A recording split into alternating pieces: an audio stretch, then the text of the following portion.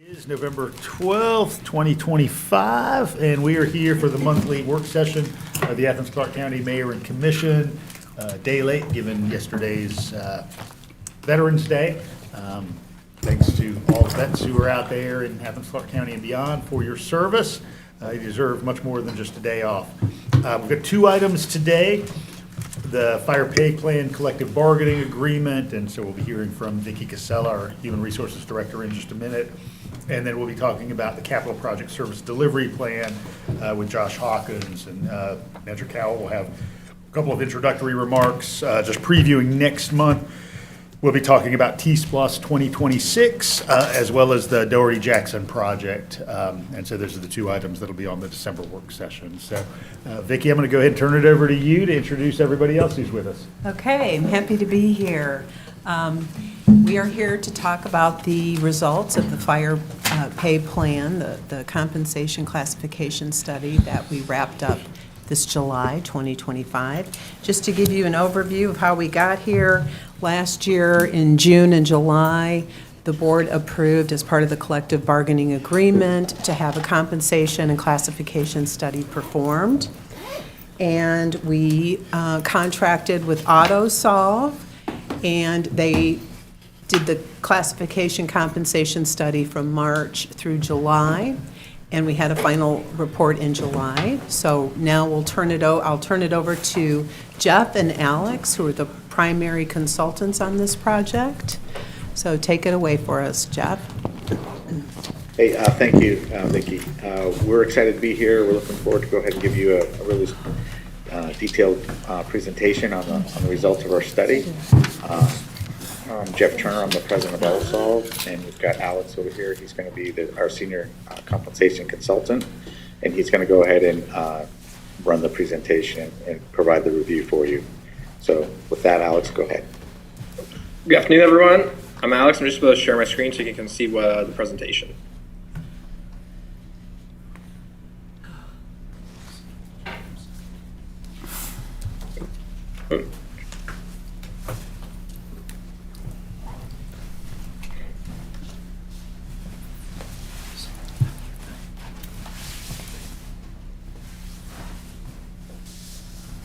Alex, I think we're getting some technical support on our end. Oh, There we no go. worries. Can you guys see my screen? Yes. Perfect. Okay. So again, I'm Alex Turner. I'm the senior compensation consultant for AutoSolve. Like Vicki was saying, we performed a classification compensation study on behalf of Athens-Clarke Unified Government for the fire department and their collective bargaining group.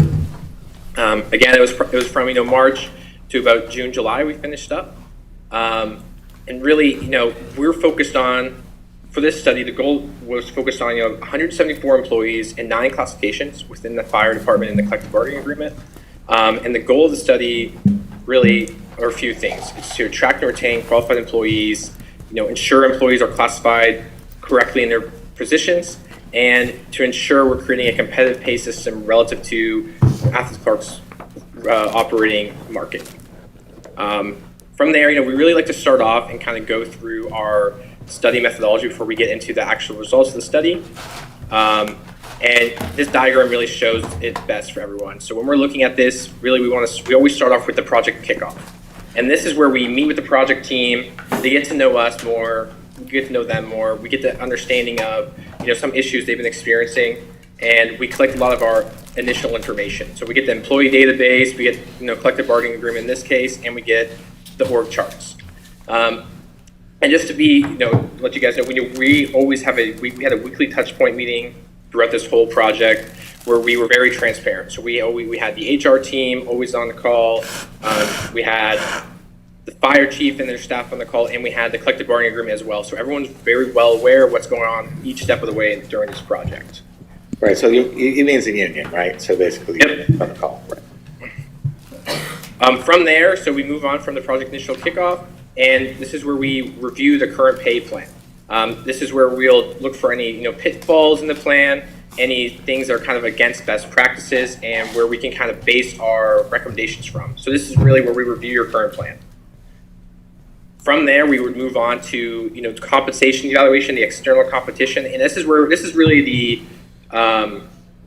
The external competition and the external salary survey, this is where we kind of go out, we collect the salary ranges for those 9 positions, and create, an average chart, and we adjust for cost of living, to really get an understanding of where you guys fall within your market so we can make the best recommendations possible. From there, we update the job descriptions. We use, we had an internal service survey we use where the employees will help provide some additional information where we allow them to provide, okay, what are your current job duties? So we can kind of go from there and say, hey, was this missing from the job description or was this missing from the job description? That's something we do is help collect more information to get more in tune with that. From there, we also perform a classification grading. We have an internal proprietary system, a point factor system where we help grade the classifications to ensure that they're properly aligned relative to the other classifications and with their pay. So this is really like a second step with us in regards to using it in tandem with the data we collected from that external market salary survey. From there is where we make our recommendations. We provide the proposed plan, and we talk with the team, the project team, and we kind of explain the proposed plan, and then we work with them as well to help make sure we hone in and we ensure we're correcting a lot of the issues that they're experiencing. So this is a plan that's be able to be used for the next 2 to 3 years. And then from there we provide the final report, some system training, and then ongoing support as well. And kind of jumping into, I kind of want to start talking with the market peers. So this is really, this is the competitive market.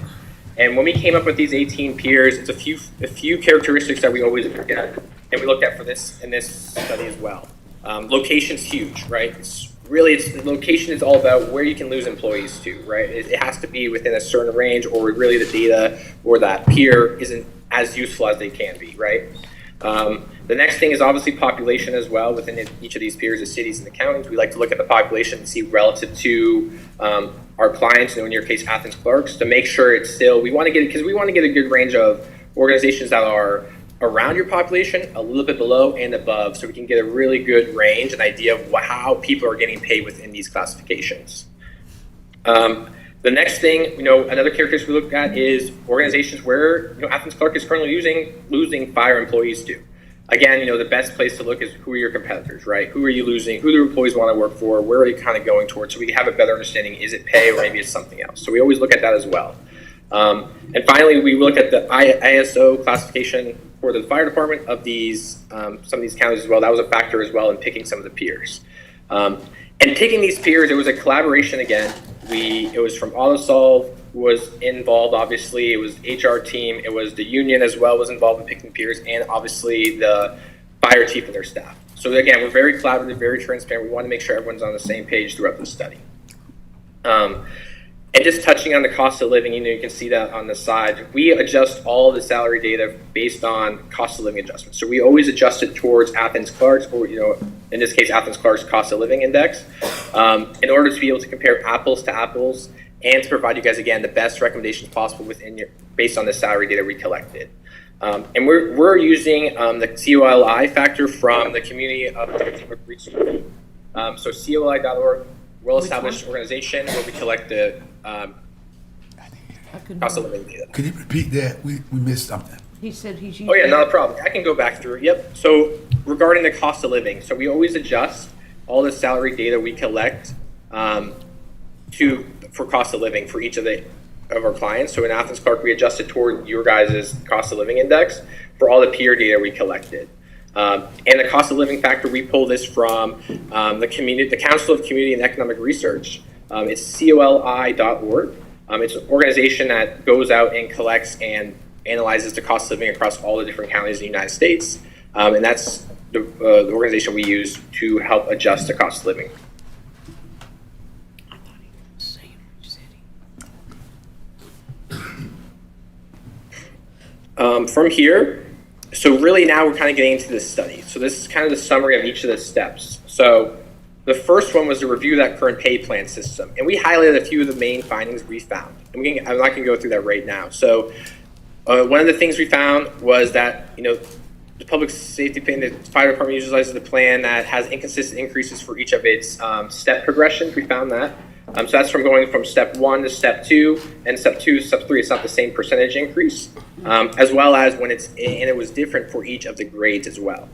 So that's something we found. Another thing, a good thing that we found was that the panel I was illustrating best practices regarding tenure and quartile correlation.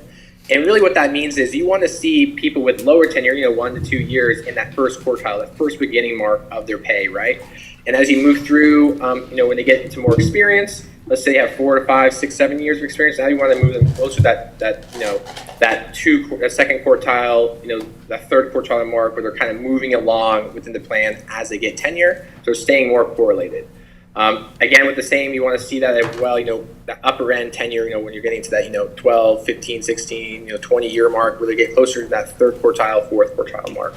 Again, it's just a healthy form of, employees are moving along through their pay plan, through their salary range relative to their experience and years of service. We also found that 0 employees were below the grade minimum and 0 employees were above the grade maximum. So everyone's within the plan. That's really what that means, of their current plan. A few other things we found were, a few employees were a little bit below their expected higher year salary. Again, this is just a calculation we utilize to look at it and to evaluate the current compensation of the employees. And really what that means is we look at it as we set the equation around a 30-year basis and kind of go about it as that relative to how they're getting paid. The next thing we found was about 17 employees were very close to their supervisor salary. Obviously, we want to have some discrepancy in that, so it's just, again, another check for us to look into those employees to make sure we're correcting anything, make sure that there's not an issue moving forward. From there, we move on to that market survey, and these were the market survey findings from those 18 peers when we collected the data from the 18 peers. So what we're looking at, currently at ACC Gov, the fire department of those 9 classifications were about 3% below the market minimum. They're about 12% below the market midpoint of the average market midpoint and about 18% below the average market maximum. And really what we like to look at is that market minimum. So really we were saying you guys are about 3% below the market in regards to that bringing in employees in. And we'll get more into that in a minute. So I just want to show you this is kind of findings of that, the section 2 of our market survey. And going into, from there, we make our study recommendations. And really what we want to recommend here after, doing the survey, talking with, the employees with the project team is we want to recommend, obviously, January 1st implementation. We want to see, we created a corporal classification because before it was kind of lumped in, didn't have its own grade. So we want to separate that and provide its own range. So we want to bring everyone, and we also, the next thing is we brought all the minimums to that market average. So we want to make sure that they're super competitive relative to the market. So again, we can ensure you guys can bring in qualified employees and retain your qualified employees as well. Another thing we did was we increased that range spread. So that difference from the minimum to the maximum, you guys were rated currently, Athens-Clarke's plan was at the 30%. The range spread from the minimum to maximum, about a 30% increase from the minimum to the maximum, and we increased that to that 40% mark. And that's kind of why you were seeing that, why it was so large at that you were so behind at that midpoint and at that maximum mark relative in the market, just because you guys were just such a small range for that minimum and maximum marks. That's kind of what we found regarding why we saw that in the market survey data results. So we want to increase that to help combat that. To the 40% mark. The next thing, a big thing we did was we increased from 7 to 20 steps. That's huge. And this is really, we want to allow more instances for pay increases for the fire classifications. And this allowed, by doing that, we kind of help combat some of that compression, make sure employees can be, have more places to get pay, and be able to combat some of that compression issues.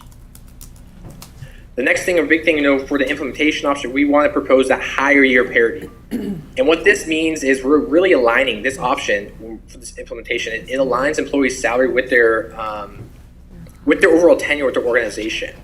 And that's really, it was really important for, the project team because they want to really reward employees for, time with the organization and things like that. And how this calculation kind of works is we put on a 30-year period. And let's say, okay, you have 15 years experience with the fire. We're going to put you right at that midpoint, right? That's the calculation for that. Again, this implementation option was chosen to help combat some of that leapfrogging that the department was experiencing. And again, it's rewarding employees for their years of service with the organization. We got the exact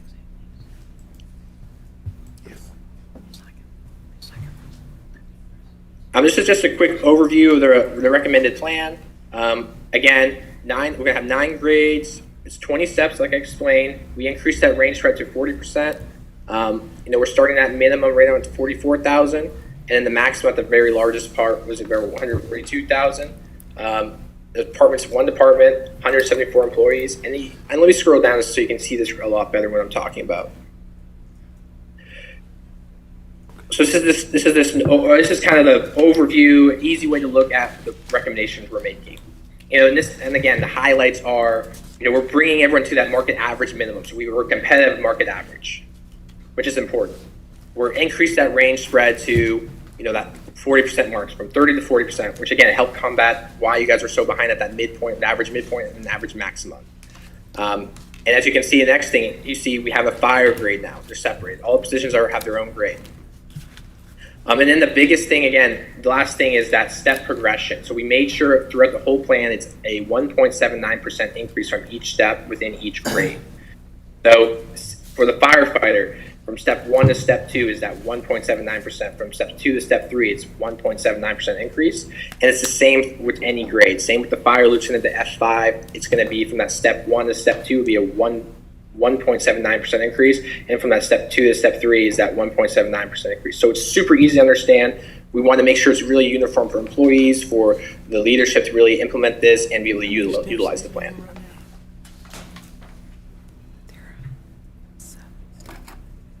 This will be going Again, as you can see here, these are the steps. This is a quick overview so you can see them. So you'll see there's 20 steps for the new plan. We'll no longer do that midpoint. Real similar to how this is. Again, you can see the proposed grade here for each of the classifications.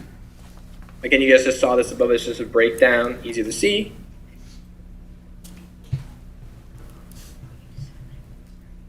And again, we provided this as well.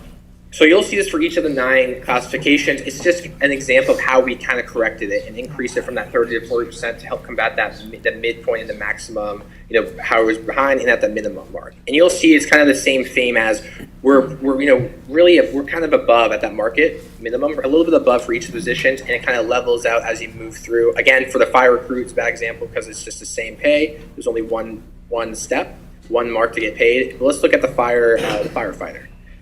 So you'll see this for each of the other 8 positions. You'll see, okay, we're right above the minimum market average, pretty much right around it. And at the mid mark, we're right in line, a little bit above, maybe a little bit below, and some of them. And then the maximum, again, we're still a little bit at that lower end mark, just because of how you guys are so behind in regards to that range spread. That's kind of the big difference in what we saw with you guys relative to the market, because the market's range rate was a little higher than what you guys currently have. And it's just kind of the same theme you'll see it through the other 8 positions as well. We'll just kind of scroll through this. You'll see the fire corporal as well, fire sergeant, fire lieutenant, captain, battalion chief, division chief, and deputy fire chief. And again, kind of to go more into the recommendations, kind of finish up here is we wanted to, we're recommending the higher year parity. Again, it's for 2 reasons really. It's to help combat some of that leapfrogging that the organization was experiencing, the department was experiencing, and to really reward employees for their tenure with the fire department. And again, they kind of expressed, experience outside that the fire department was not applicable. Again, we really wanted to focus on tenure with the ACC Fire Department. And with this implementation option for rewarding employees, for their tenure, help correcting that leapfrogging that the department was experiencing, we're looking at right around $687,000 to implement. Again, this is affecting all the employees. It's going to be an average increase around $4,000, and this is about a 5.2% increase, right around 5.17 per each employee. That's kind of what we're looking at with the plan. Again, we gave a breakdown as well regarding, okay, this can obviously get implemented over 2 periods, either 2 years or 2 periods within the same year, whatever works with you guys. Again, we just want to give you guys a breakdown and see how that would kind of look. And again, to kind of finish up, just to kind of touch on this, is that, with the new 20 steps, it's really designed and allows, the whole idea with this new 20 step is to give an increase for each employee every year. That's the idea. It also allows, leadership to be able to reward employees for, some of those higher achieving employees. It gives them options for rewarding them as well. So it's really, supportive of, retaining employees and, trying to reward, those higher performing employees and then again, with the implementation option we chose, it's really, we want to really reward employees for their tenure with the organization. And that's, just kind of finishing up. That's kind of the main, that was the study. Yeah, hey, Alex, thank you. And basically just add, right, so really what we're presenting is a very strong framework for the fire department to move forward. I know we heard some, is there any questions? We can kind of answer any questions, or I think everyone's got a copy of this, but definitely we'll talk in any section in detail if there's additional questions. I think there are a couple of questions. Y'all, I appreciate the opportunity. I've got a couple commissioners, but I just wanted to make sure I understand the cost that you've presented. So if we did this in 2 periods for a full fiscal year, it'd be $343,000, and then for the second full fiscal year, another $343,000. Is that how to interpret this? That was the kind of idea. So we gave it's pretty much cut in half, right? So that's the idea that kind of what we're kind of presenting. Yes, it's pretty much would be half the cost of the first period, half the cost for the second period. So I guess that said, if we implemented January 1, then there would be implementation that would just be in the second half of fiscal year 2026. So then would there be half of the 343 in the remainder of fiscal year 26? Is that right? Yes. Yeah, and just keep in mind also that the numbers that you're showing are for salary only, so you would also add, say, 30% for the benefits piece to it. Okay, all right. And I saw Dexter. Yeah, thank you, Mayor. How do we didn't talk about if we hire somebody from outside in a certain position, how will we bring somebody in? We got employees that's been here, but then you got somebody maybe coming from a fire department outside of Clarke County. Say we bring somebody in as a captain, how will we look at that, I guess based on the years of experience, how we implement that to make sure that individual may not jump over somebody that's already here in the same position. So how do we balance that out a little bit? Do you mind if I speak to that? Sure, Chief. Yeah. Typically, y'all, with our laterals, they come in at a firefighter rank only. We do not bring in anybody at a higher rank for that Okay. very problem.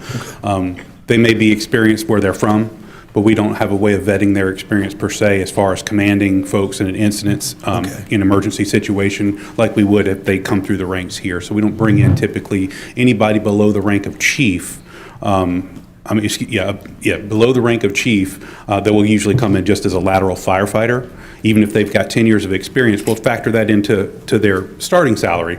But as far as the rank structure goes, that's a little bit different than what we do when we grow our own talent, so to speak, and let them progress through the ranks. Okay, it's good. No, I didn't know that. No, absolutely. Thank And one thing that we, I guess, speaking to the phrase leapfrogging, I'm not sure if you guys need a context clue on that one. So that's a term that we coined. It's leapfrogging. So to give you an example, I'll use a fire captain, for example. It's just happened with recent promotions. So we had a captain that had been in rank for several years, hired the same day as someone that had just made the most recent promotion to captain. The person that just made the rank to captain surpassed the previous one in salary, which makes no sense on paper, does it? I mean, because somebody's already been in the job for a while. They've had the same tenure with our department. However, just because of the way the math works, that's the formula that happens. So this model, the higher year parity, prevents that from ever occurring. Every promotion we have had grievances filed because of that very thing. When one person gets promoted, it can affect up to a dozen or more people, depending on the rank. So we're having to go back and correct salaries. We've got folks that are in a pay plan. Let's say they're locked in a step and they're maybe a year from progressing to their next step. Well, if their salary is corrected in that moment, because of somebody passing them over, they're resetting themselves in that step. So they're having to now wait another 4 or 5 years before they can progress in a step. So optics-wise, they're being corrected financially in the moment, but optics-wise, it's not fair to the employees. So that's why leapfrogging was an issue, not only for the administration of the department, but also, I'll let the union speak to it, but for the union, but also I think it was problematic for human resources. So that term leapfrogging is something we coined. This is a model that prevents that, so. I like it. Thank you, Chief. Carol? Yeah, I had a similar question there, and just based on your response, I have 2 other questions as well, but based on your response, because you're saying everyone comes in at that low, what's the level? If they're not hired as a fire recruit, they're coming in as a firefighter. A firefighter. Yes, ma'am. Is that standard in the profession? 'Cause It is. Okay, It so that's is. different than we see with the police department where we've had. Correct, yes, Right, ma'am. okay. Yeah, it's standard for fire, yes, ma'am. So another reason that we wanted to lean on this higher year parity model is to reward the folks that have been in our department for many years, that have learned the inner workings of this community. If they were to have to go to seek a financial opportunity somewhere else, they're basically hitting the reset button on their career. And that's the one thing that's unique about the fire service. Again, it's a little different if you're at a chief level, because Right. you're basically being hired to be leader of a department. But when you're in operations and emergency response, you basically have to resolve, do I want to hit the reset button on my career at 10 years, 15 years, or 20 years? And it makes no sense for some of our employees who feel financially bound to stay here, but they're not being rewarded for it. Right. So it's a real tough decision. And that's pretty standard, that's Yes, standard. ma'am. It's not like It we're is doing standard. something No, we're not different. doing anything that's unique just to us, no ma'am. Yeah, I did have a question, this is maybe for the consultants, the 2 of them, but then I think it's on the last one, where it says the proposed system will need periodic maintenance over the next 2 to 3 years, and I didn't understand what that meant, because that was different than paying in, I think that was on the last, yeah, it's on page 20. Okay. I can kind of add to that. And the idea is really, we like to explain that usually plans last 2 to 3 years before you kind of have to make some corrections because the market changes, people need to get paid more, cost of living changes, things like that. So we really want to, we always recommend to ensure, every 2 to 3 years, have a study done, get reviewed. Sometimes employees fall out of the plan because of years of service or is, certain situations or every unique situation with certain employees to help. And we always recommend, hey, every 2 to 3 years, get a study done to help correct anything, make sure you're still competitive with the market, make sure you're not going to fall into a place where you're losing employees left and right because you're not paying enough, or if, a lot of employees are not aligned anymore with their positions, things like that. So that's kind of the idea with that, because the market's always changing. Yeah. I mean, the way it's written, it implies that it's over the next 2 to 3 years, not every 2 to 3 years. And maybe that was, you're kind of saying that it just needs to be reviewed periodically, not, Yeah, just being maybe that was reviewed just a periodically. typo or something there. And then the other thing is, I'm interested from the consultants and then maybe from management or the police chief, if, fire chief, okay, got the right thing, emergency thing. In any of the other systems that you were looking at, did you see any kind of pay grade differentiations for different levels of EMS certification among the firefighters? So if they have a basic EMS versus the whatever the intermediate thing in the paramedic, is there any differentiation of salaries? And is that something that's been discussed at the local level? I can address that, Commissioner. No, they didn't look at that. That's more of an internal item for us to evaluate. Most firefighters have at least a basic EMT, but they did not factor that in their Okay, I was just wondering if compensation. Yeah. in other systems, and you were looking at their pay. Oh, I see. If that would be A factor. factor. There were factors in the school systems, for example, when you get another level of education, there's a bump there as well as your pay grades.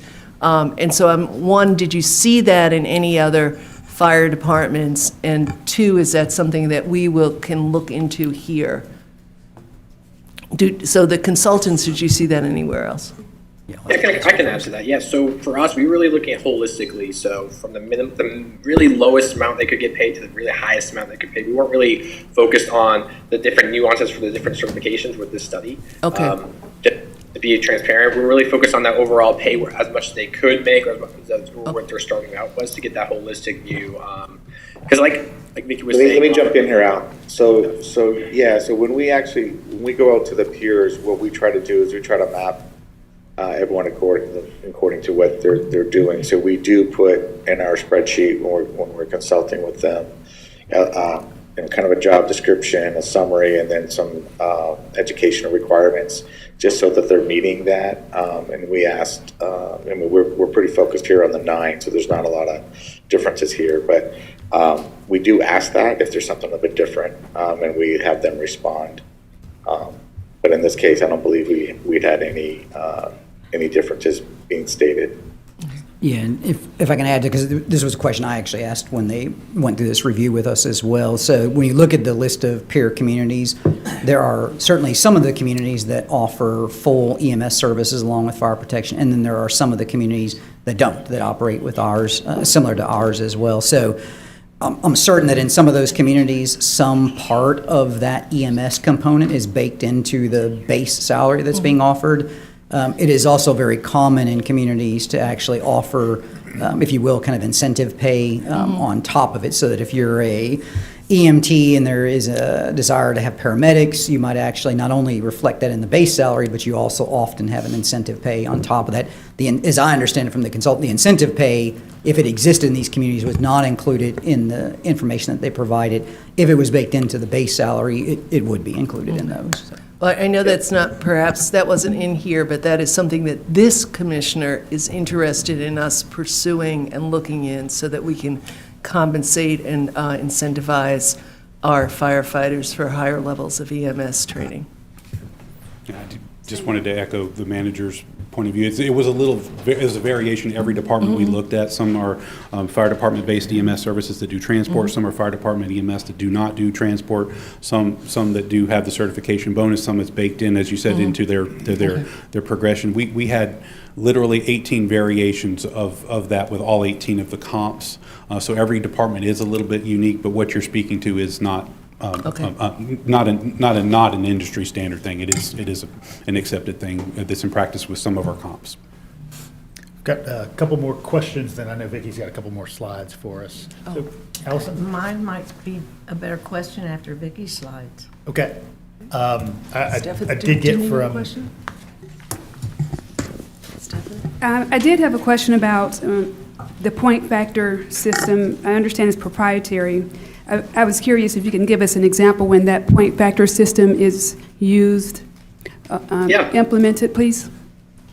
Yeah, so really it's kind of like we utilize it within our internal surveys. So we had all the employees fill out it's kind of a job PDQ where they explain kind of their current duties, responsibilities. So we can really make adjustments with with a lot of the job descriptions. And we can ensure, okay, the job descriptions are matching based on current duties of these positions. We also have them fill out another section, about 5 questions kind of explaining. It really has to do with impact with the community, right? Based on in leadership levels for each role. And really what that is we give, we use what they give, and then we use also our grading for each position. So we kind of mix them together to help make sure we're kind of getting pay aligned with, that impact and the responsibilities and duties of each position. It's really kind of a double check to ensure, hey, pay is matching duties and responsibilities and leadership level and impact with the organization and the community. That's the idea with it. Again, it's really another double check for us. Using it along with the salary data we collected, as well as whatever the current org chart is and things like that.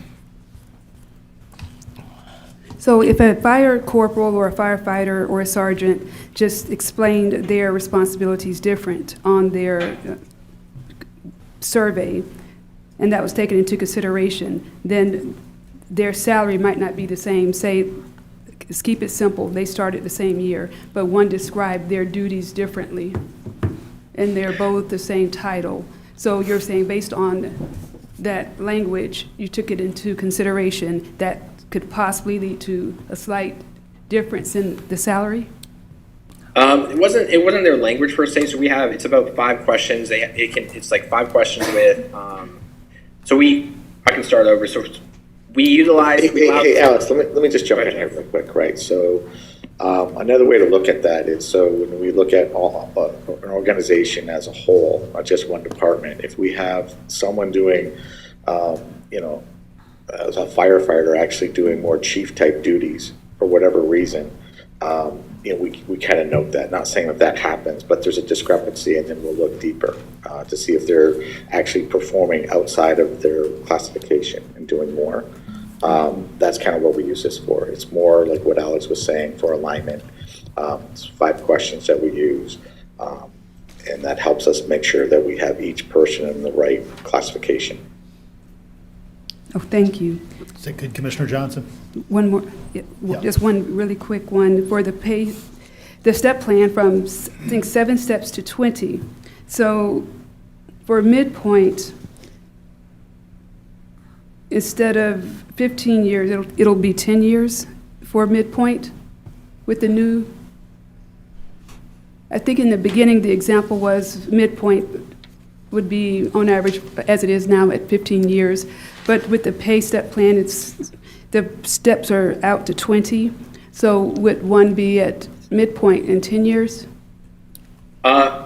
So the idea with the 15 mark is kind of just a calculation for it. So that would, again, they have the 15 years. Let's say the midpoint would be around the 10th step. That's the idea with the calculation. Okay, the 10th It's step. just because Okay.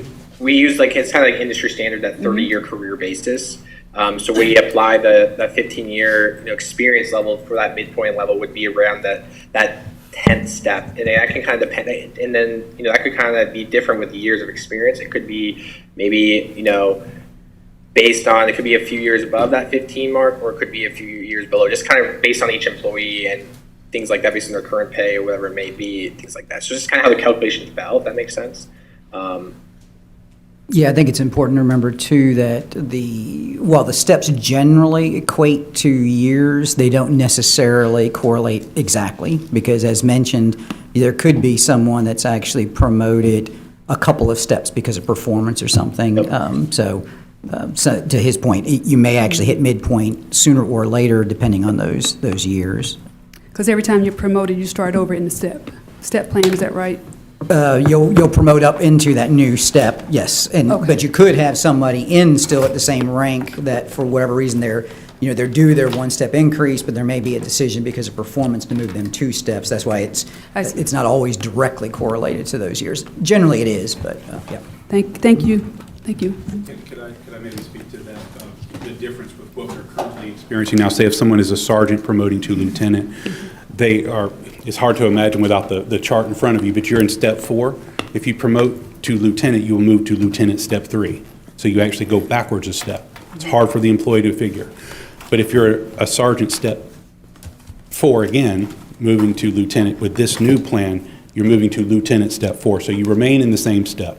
Okay. And also what they've talked about with the range spread, you're incentivizing promotions now, because instead of it being kind of a 5% jump for a lot more responsibility, now we're looking at a 10% jump in pay or a 12% jump in pay depending on the rank. So with the framework that they're outlining now, it's more incentivizing performance while rewarding loyalty at the same time. So it's hard to imagine it doing both, but it's a little easier for the employee to follow now because we're not having anything going backwards, so to speak. It's kind of just following along in the same step. And if I understand correctly, part of that's because using the steps tied to tenure in organization versus tenure at rank. So it's, and that's what moves from like 4 to 4, step 4 to step 4. Yes, sir, correct. I like that. Thank you. Thank you. From Commissioner Link, who's recovering from a procedure, a note that she urges us to explore implementing a public safety fee to require non-property tax paying entities to share in the cost of compensating our firefighters and ensuring optimal public safety, particularly if we can tie that to the size of a structure and their defendability. Chatham County uses something of a similar calculation in their fire fee. So that's just a note from her. And Vicki, I think you've got a couple more slides. I do. Any more questions for the consultants? All right. Well, thank you both so much for joining us. We really appreciate it. And it was a pleasure working with you. Thank you, guys. Okay. Thank you, guys. Okay.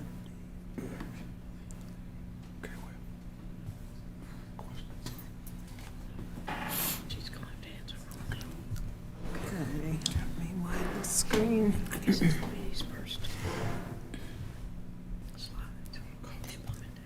Oops. Consideration.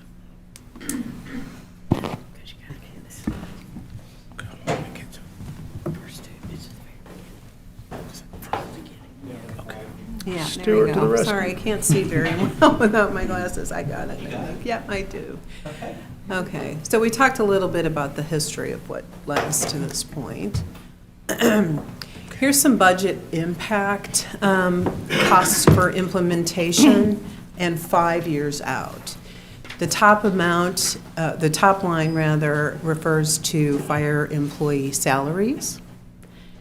And the next line below it shows the cost changes as a result of implementation, what the additional cost will be for each subsequent year. The third line is an estimate of projected pension costs over 5 years, and then we have a total projected budget impact cost. Any questions on this information before I move on?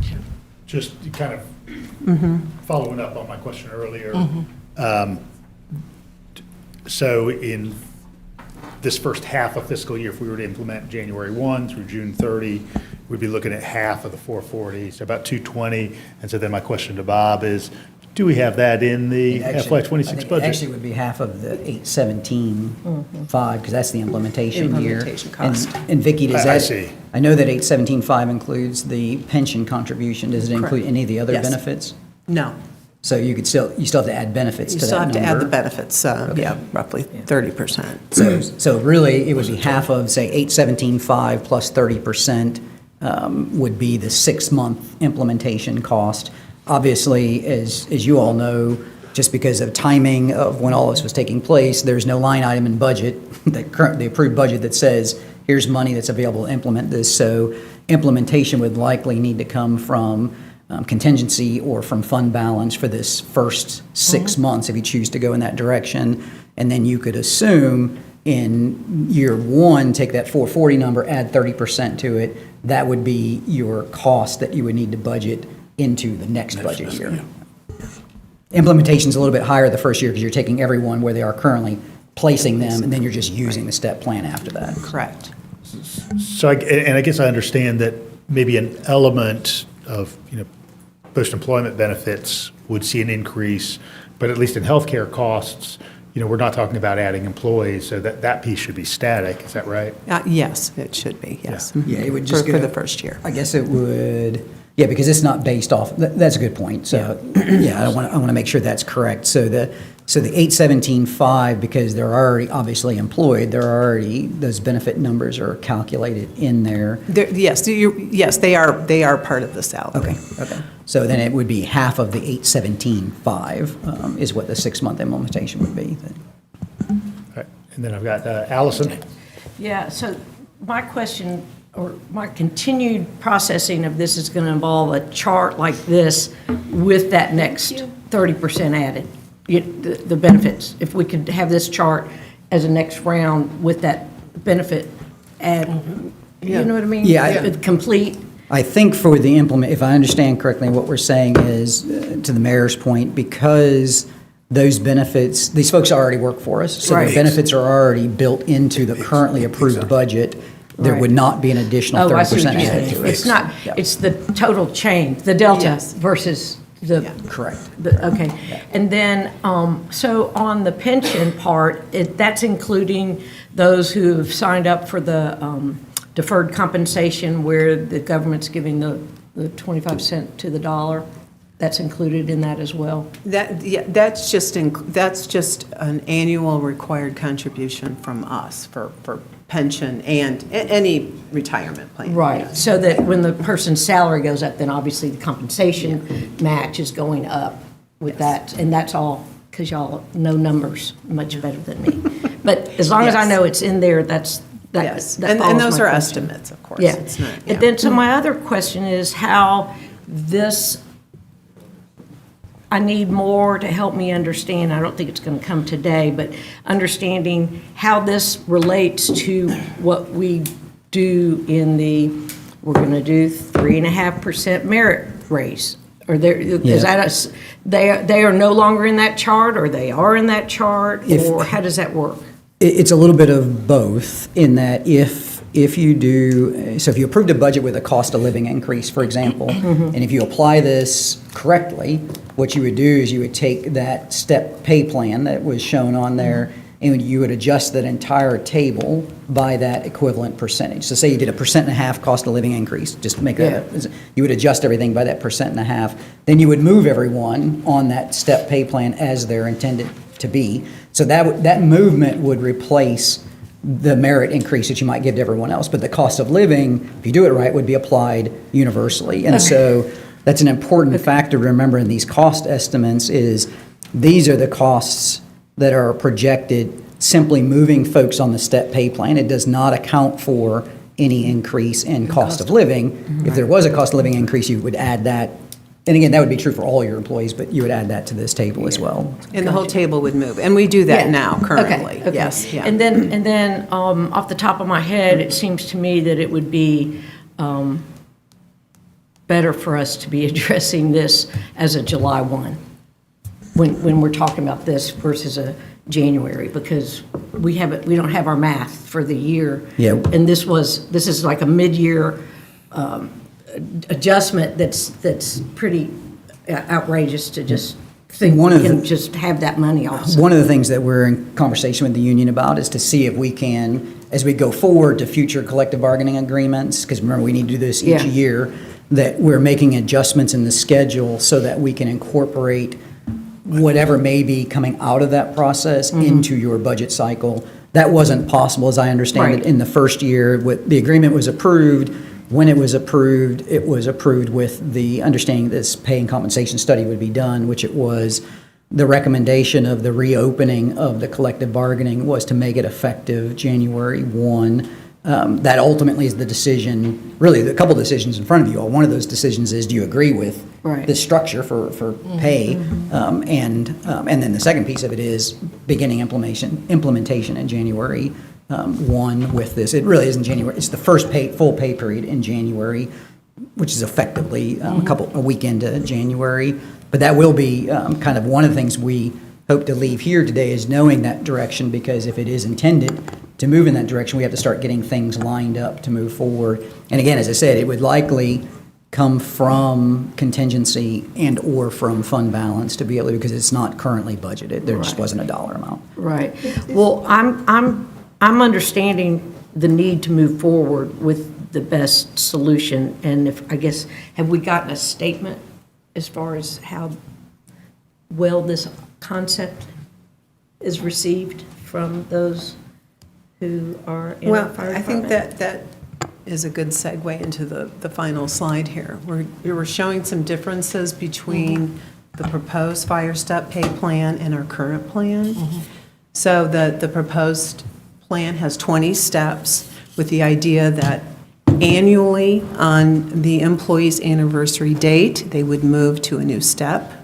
So it does not account for any cost of living. And that's the 1.79% raise per Correct. step each time? Per step Because each it time. seems to me like that would be part of the comparison with our other employees, to Right. make sure. Our current structure requires that, it has 7 steps with step increases the first 6 years occurring at 2-year intervals. So it would not happen annually. And that happens in January and July, depending upon where that employee's anniversary falls. And if I could just quickly add some more context for your consideration, with the collective bargaining agreement, part of what you would be voting on, according to the language of the collective bargaining agreement, with the potential adoption of this, you're also agreeing potentially to agree to any, like those table increases, if there's a cost of living 3% or 4% or whatever, that would also be still, as the manager stated, that is something that we wanted to still, of course, have our firefighters benefit from. This is not independent stepping away from that cost of living, because cost of living obviously is something we all deal with. But that is part of the wording of the item in your agenda packet that you'll be considering for your vote on this. I just want to make sure you knew that that part was included in the wording of that. Is that everything, Allison? For now? For now, Yeah. for now, this is the good stuff that I Carol? was wondering. Yeah, a couple of things here, I think, or maybe just one. But, I mean, we did have in that chart on the bottom, you see those, I guess there are couple of things. The other departments that have received additional pay increases. And I guess I would like from the manager's office some kind of, I don't know, some kind of communication of how this balances out, well, how it balances out in terms of fairness and so forth there. And so, you know, especially like for the January stuff. So I guess I want some independent points of view. Likewise, when I'm looking at this and the change from the 7 steps to the 20, I am flashing back to a meeting I had with someone in the police department, I believe, who left and went somewhere else and spent a whole bunch of time having coffee with me about the plan. And their big thing was, hey, this new plan, like, I don't know, the police department had some independent thing or internal evaluation of steps, and they came up with this thing that had a whole lot more steps in it that made people happier, and this new plan only had 7 steps. So I would imagine, unless this was just a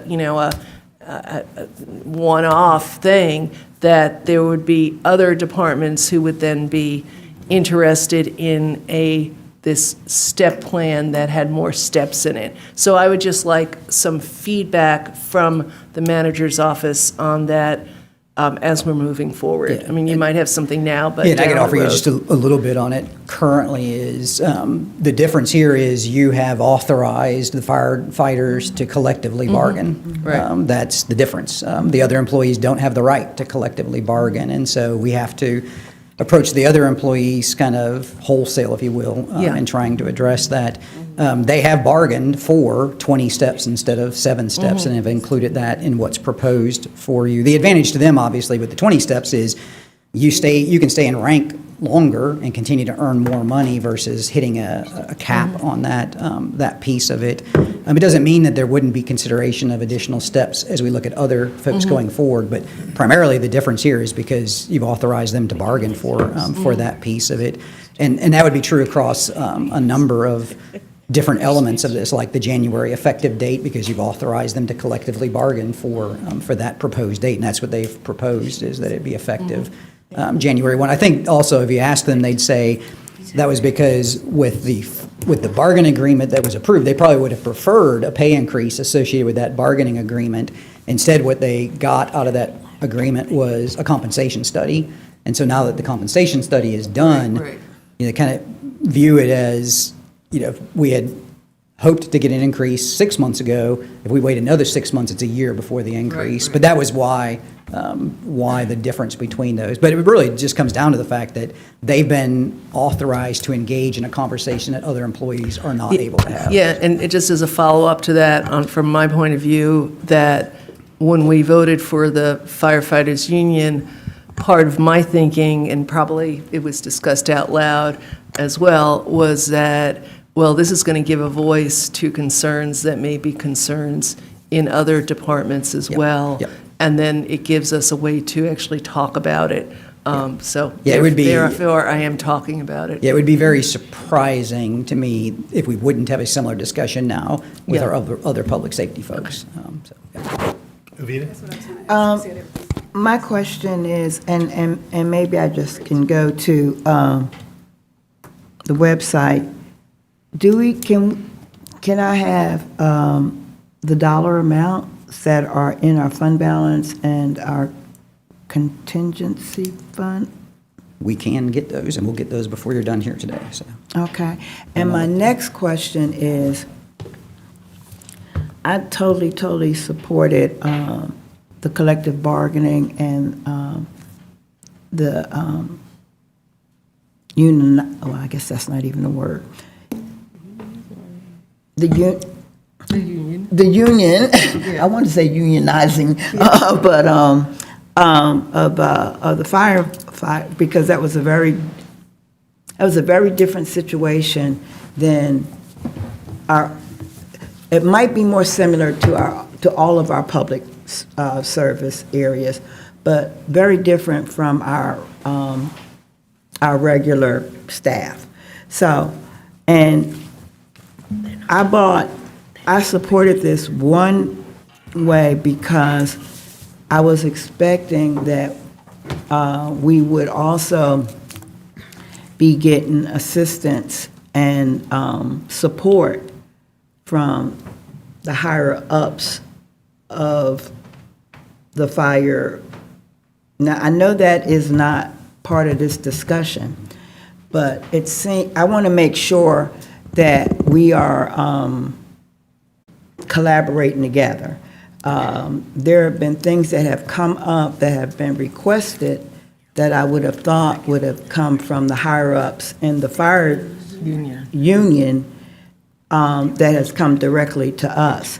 So I just want to put on the record that I'm going to support and continue to support the union of this fire department. But I hope somewhere we're going to see where, there's some sharing of a role of responsibility. Yeah, and Commissioner, I think you're referring to, because this was shared with me also, that when the discussion took place about authorizing collective bargaining, there was a presentation from state representatives, if you will, of unions, of other benefits that the community would realize, that you all would realize.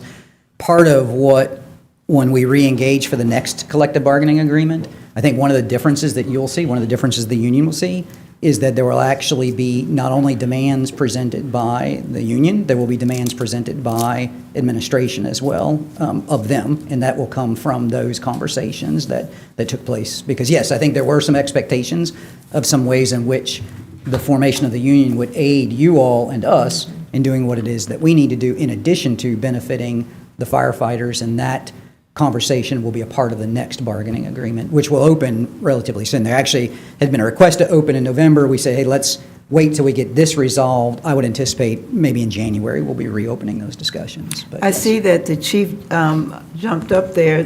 Did you want to add something to what the manager said? I just wanted to let you know we have the union president and vice president in the room if you had questions as far as how the employees may be affected, because the employees did have to vote to ratify this as a movement moving forward, and these are the representatives that could answer questions on behalf of the employee, if you wanted. I am very pleased with the process, knowing that you guys were involved in the negotiations in the chart that the gentleman showed. Yes, ma'am. My question is, where does some of the other stuff that was presented to us, where does that fit in? Now, if they want to speak to that. I just wanted to give you the option. Where those perks are, then please feel. Yeah, they brought some stuff that I'm sure they'd be happy to highlight. They have done some stuff for us lately that I'd be happy to let them speak to. Okay. Commissioner Thornton, you interested in hearing from? Yes, I'm very interested. Hey, Emily. And my friend Emily. Yeah, Jeremy and I both will speak on this. We have been delivering on some of that stuff. You also I sent you a list. It just takes a while. Just like anything with government, it takes a while to start seeing stuff come to fruition. So we are delivering. We've done a study that's supposed to help our fire chief with the risk assessment, and so we can know what our projected county is doing, and so we can better be prepared for future.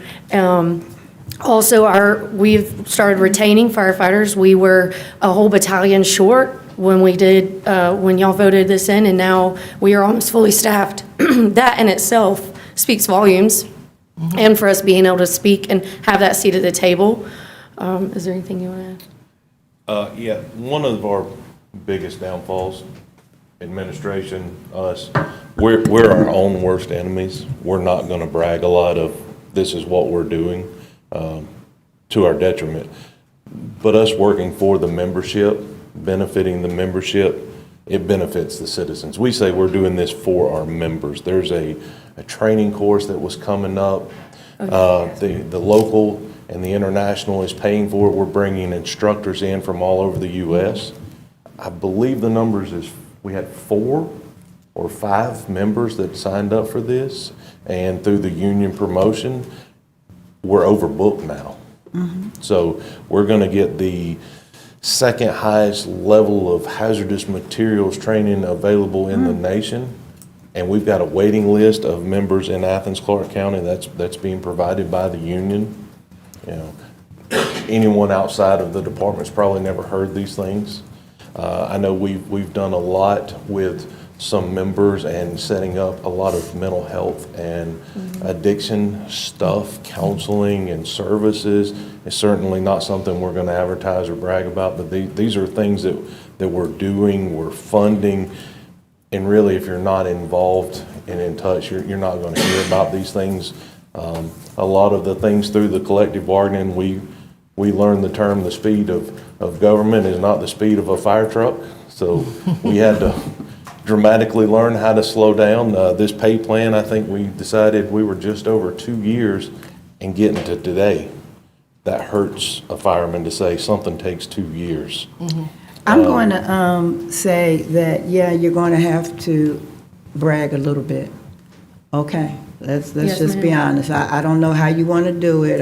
You know, you don't need a bullhorn, but we do need to know the things that you're mentioning because other departments are going to come to us. Why are you doing that for them? And we got to show what you're bringing to the table also. I'm going to throw something out at you, and it's not to be to blindside you, but how is your minority recruitment going? That was an issue that also came up when we came to the table. Yeah. And So- minority also means just not people of color, gender also, female. Absolutely. Okay. When we first started for collective bargaining, we had 2 females. Now we have 4, so we have doubled, which is great. We also have some unofficial mentoring going on in the community and opportunities coming up. And because our morale is up, your best way to advertise, like your best recruitment is happy firefighters, which we have now. And so we have, some unofficial mentoring going on in the community already, especially through the ACCA, which is Athens Career Academy, and potentially some Explorer programs coming up. So there's tons at work here. Again, it just takes a while to start putting all the pieces together, but I'll say that firefighters are happy. We're happy with this plan. This would be a great way to really show that you are supporting firefighters too. And again, happy firefighters, you're gonna have healthy firefighters at the stations, and when you have that, you have a better service to the community. So it's all full circle. Well, I do appreciate that. Again, I know I've asked our HR director a couple of months ago, and y'all were in the middle of negotiating, and to hear that you have 2 additional females, I think that's commendable, and that you will continue to make sure or try to diversify. We want everybody to be happy. Yes, Okay? ma'am. All right. I would like to add, it was brought up about how membership, HR and all that. Number one, this is the first time firefighters have been involved in something of this magnitude. I've been here for over 26 years now. Nobody ever asked our opinion. Not only were we asked our opinion, we were asked to formulate our own opinions. The collaborative effort, working with admin, with HR, with the AutoSolve, this was groundbreaking and eye-opening. So y'all allowing us to do that speaks volume. We took this to our membership, we had a vote. It passed with a 99 point whatever % resounding yes. Every single person is in favor. We've worked on this for over 2 years. This is not a perfect, but it's so close. And you've got the support of all the partners, and the collaboration was fantastic. Will somebody please tell me which actor does he look like? There's an actor. Is he rich? Because somebody owes me money.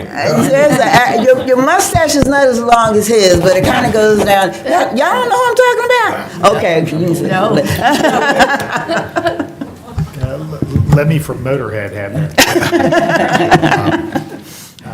Any other questions? I did want to come back with the number Oh. you asked, Commissioner, on the, so on the contingency, which is the area we would most likely look toward, there is $961,520 in that. There are a few current draws off of that, but they've been relatively small, 10, 20,000 kind, but that, so that 408,750, which is the cost of the 6-month implementation, would come out most likely of that 961. We do use contingency, and we certainly do use the unallocated fund balance to balance at the end of the year any budget, so things like overtime, that kind of stuff. So that's why we would go to that contingency first, but that's the dollar amount. Currently, 961,520, of which the 408,750 would come from. That's from the, Is that number through today? That's through today, yes. Thank you. that was the Anything fund else for balance. Vicki or Bob? That was the fund balance? That was the contingency. Contingency. Yeah. And then the, What, you got the fund balance? Yeah, the fund balance is in the millions Yeah. because it's actually, so it's like Yeah, yeah, yeah. 13.5 million Okay. because that's the unallocated part. We also have the part that we're obligated to have by policy to cover a certain amount of operating months and so on. And that's why I say we really hone in on the contingency number because the other part we would use to try to balance anything that we need to at the end of the year. understood. Yeah. Thank you. And Refresher. I guess, Mayor, my sort of, obviously, we're not looking for action. What we need to do, though, is make certain that there's at least enough comfort level on this that we'll move forward with bringing it forward for action, because it would come to you all at your December voting meeting. Is that what the plan is? So, Yes. okay. All right, well, we will be working to bring that forward, and then you all can cast the vote as determined, so. You'll see an agenda Thank you. report next Tuesday. All right, thanks, Vicki, I appreciate it. Thank you Thanks, so everybody. much. Thank you very much. All right, I've got one additional item today, that's the capital project service delivery plan. Where y'all going? And so Okay. Where y'all going? Bob's going to say a couple words about this and then introduce Josh Hawkins, excuse me. Yeah, I just want to, I would take back. I just want to sort of set the stage here for this one. So this is you all remember, this will be our third update on kind of in conversation with you all regarding this topic. Of course, the first one was Josh presenting to you what our current practice was. Then at the retreat, we talked a little bit about the ideas. This is progressing those ideas a little bit further. It's not the end of it. We're working toward a January conclusion kind of time frame. So, and I'll talk a little bit more about that as we go forward. It's also important, even though we always refer to and talk about, and we probably will default to this in some of this conversation too, SPLOST and T-SPLOST, it's important that everything we're sharing with you today is what we would intend on applying to all our capital projects, regardless of funding source. That's particularly important when the question has come up before about, is there a way in which to apply some of this process to current things we have in the pipeline? And I think the answer to that is yes. Most likely, it will be in non-SPLOST and T-SPLOST projects. It'll be other capital projects. Also, you'll remember in the very first discussion of this, I indicated that this is really only part of the overall capital, that we need to look at all parts. So there's a part that precedes the implementation, so how projects are even created, the ideas, how they get included when they're SPLOST and T-SPLOST into the referendum. There needs to be a similar effort taken relative to those to get those much more strategic and also faster as well. Then there is a post-project period. So when a project is finished, we have the maintenance and operations piece of it also, which needs attention as well. So this kind of fits in the middle of it. So that's one area that is beyond just what we're talking about today. The other effort that accompanies this is, of course, Gavin is doing an assessment, an organizational assessment also on inside the organization. Are there things that we can be doing better, more efficiently, and effectively within the department, the Capitol Department itself? So don't forget those other efforts either need to be done or are out there being done while we also do this piece as well. The objective for this effort, as you all know, is to accelerate the development or the delivery of capital projects. You'll hear from Josh. We definitely believe that that can be done, and it can be done so not only not sacrificing some of the things that we get out of the current process, but actually we believe making those better than they are currently.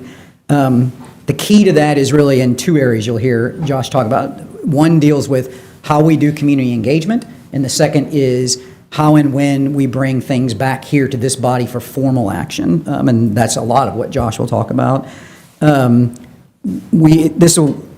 Along with these changes, we are also anticipating an incremental adjustment in how we actually manage projects. And by that, I mean building more capacity in-house using our own resources and less dependency on consultants for project management, not for engineering and those things, but for project management. That will not happen overnight. We'll have to incrementally move our way into that because to do so abruptly would be very disruptive. We need to actually build the capacity while kind of rolling ourselves off of that piece. And the last piece I'll say, because it created a bit of panic, I think, in what went out. In the information that went out, there was that crazy, complex-looking timeline. That's the old time. That's the timeline we operate under currently.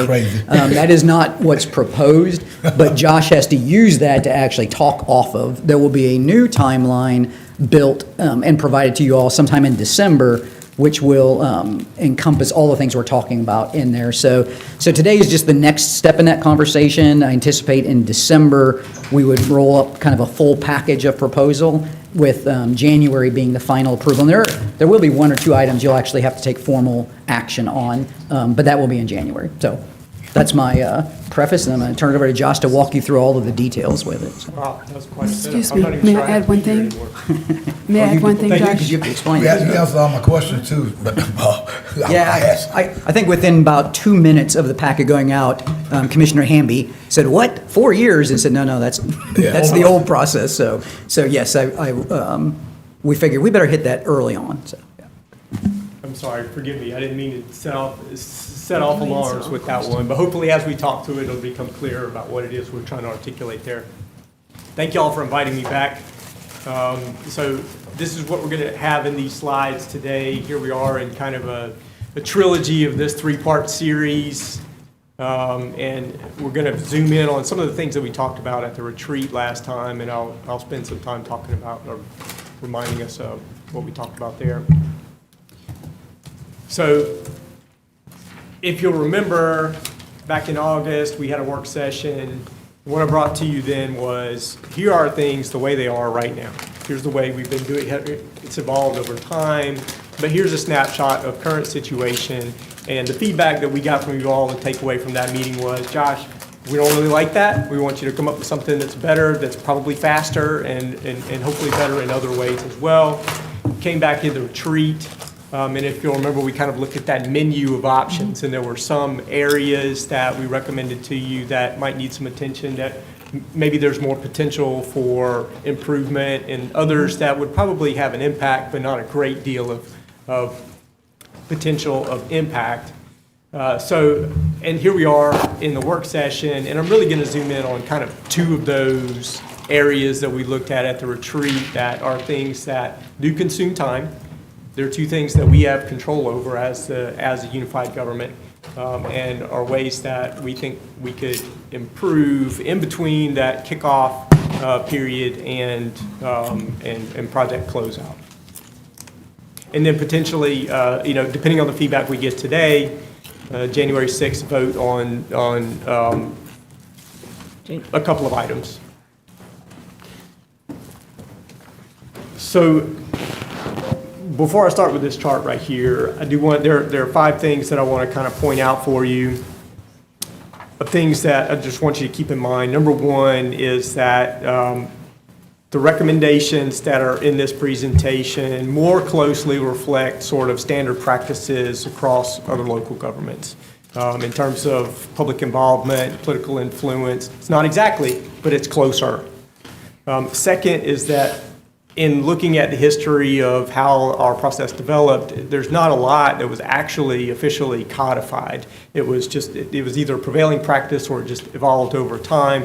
And I wouldn't ask you to necessarily codify a lot of this as long as we get that feedback that, yes, Josh, we want you to try these changes. Third is that part of this, and an important part of this, is that we're saying we would like to tailor the process to the projects, and keep in mind these projects are very different from one another in the same way that we as human beings are different from one another. And it might be okay, and we shouldn't necessarily be afraid to kind of approach them differently if they are actually different from one another. Fourth is that we are talking about changing norms here. And there's a reason why we're doing things the way we are right now. Each component of the process was added sort of as an effort to be responsive to either management or the desires of this body here. And so if we're talking about changes, as much as we might think we want, yes, Josh, we want all of this, inevitably we might expect some things that you won't like about it. We will stay ready to adapt and listen and kind of calibrate that as time goes on. And then lastly is that there really isn't any perfect process, but we should find a process that you all are comfortable with and that we can execute well and produce the products that you're looking for. All right, so the first thing that I'm going to put in front of you is this chart right here. This chart was developed by International Association of Public Participation. So this is a group that kind of focuses on how you involve the public in different things and in a variety of contexts, not just government. There's a version of this in our public engagement playbook, and you've seen a version of this before. What this is asking us to do is to say for each given, let me start here from left to right here. This is different levels of impact. On the left, you have an impact that you would expect from the public that, look, we're just looking to inform the public on what's going on, be transparent. And then as you move to the right, that right side, empower, that's where we're asking the public to actually make a decision on something, and you'll see an example down there is ballots. So for example, these SPLOS referendums, that would be an example of empowering the public. And what this chart effectively asks us to do is to say for each given project or each given task, if we're applying it to our context, we should select the level of impact that we think is appropriate from the public. So it seems like right now we kind of try to cover this whole board with public engagement on every project, where it would be best if we could kind of say, well, these projects here, Josh, it's better if we just, the most appropriate level of public impact is just to inform. Or maybe this project, we want to step it up a little bit, and the level of public impact should be to involve. And then we select techniques that are appropriate for each level of public input. So I'm going to move to the next slide here. This is kind of me trying to apply that concept to what we've got. And there's a lot of words here, and a lot of these slides have words, but if you just follow with what I'm saying, I think it'll be helpful. So from left to right, we've got a category 1 of inform. In the center is category 2, inform and consult. And then on the right side is category 3, involve. Those were some of those topics that you saw in the slide before. And if I was going to summarize these, so category 1, inform, that's where you're saying, that's the Josh, just get it done category. All right, we want to make sure the public understands what's going on. We have a responsibility, we have a duty to make sure that we do that. But we just let us know when it's done, you've got a budget, you've got a mission, execute. Category 2 says, yes, do all of those things, and there are probably some stakeholder groups out there, some existing stakeholder groups out there that we should be talking to. We're not saying necessarily that those stakeholder groups should be driving or necessarily influencing in whatever way, but we at least need to have some two-way communication, understand what's going on there. And then category 3 is actually saying to me, if we say a project is category 3, we're actually saying, Josh, in this case, the level of public influence that we're looking for here is actually more important than speed. So use whatever techniques you need to. It might be techniques that kind of take some period of time, an investment of labor, calendar time, but that's what's most important. We want you to bring people together, solicit their feedback, incorporate those preferences into the project, and if that takes some time, that takes some time, and that's okay, on ones that we apply a Category 3 to. And then I've kind of listed out potentially some tools that might be appropriate for each of those levels of public impact there, and then potentially some example projects that we still have in front of us. I tried to pick ones that we aren't already past public engagement on to kind of illustrate what I'm talking about there. John, can I have a question for you? Let's go through the whole presentation, Yeah. and I'll Okay, get questions at the end. I'll try to go through at a pace, and then I'll make sure and come that's back. Let's see, what's next? Okay, I do want to stay here. So 2 words that you might hear me use in terms of public engagement. Number 1 is efficient, and number 2 is effective. And I just wanted to make sure I articulate what I mean when I talk about efficient public engagement and then effective public engagement. So efficient is, we're about to invest either some time or some money into engaging with the public, and what's the return on that investment? Did it bring some benefit either to the project or to the public?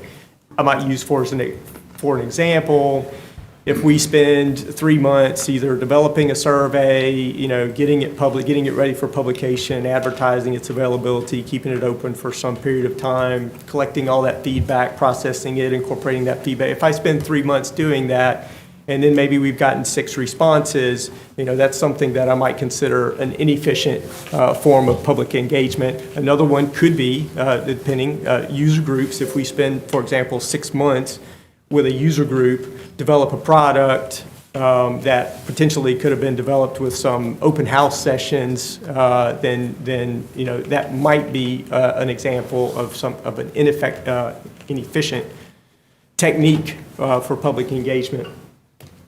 And so what we would look for is ones that, potentially we could do in a short period of calendar time with a limited investment of either labor hours or dollars. That's what I would call efficient. Now, effective. Effective public communication, I'm really looking for 2 things there.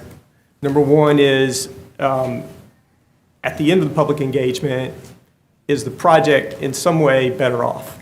So was there something that happened in that public engagement that made the project better? And second is the experience that the folks had that participated in that public engagement. If they come and participate and they walk out of that room feeling either more connected with their government or like they were heard, then that also would be effective public engagement, and that's something we're looking for as well. So in terms of effective public engagement, 2 things: is the project better? And second, was there this sort of genuine sort of personal connection with the public? Did they leave feeling like that we achieved what at least they came to participate in? All right.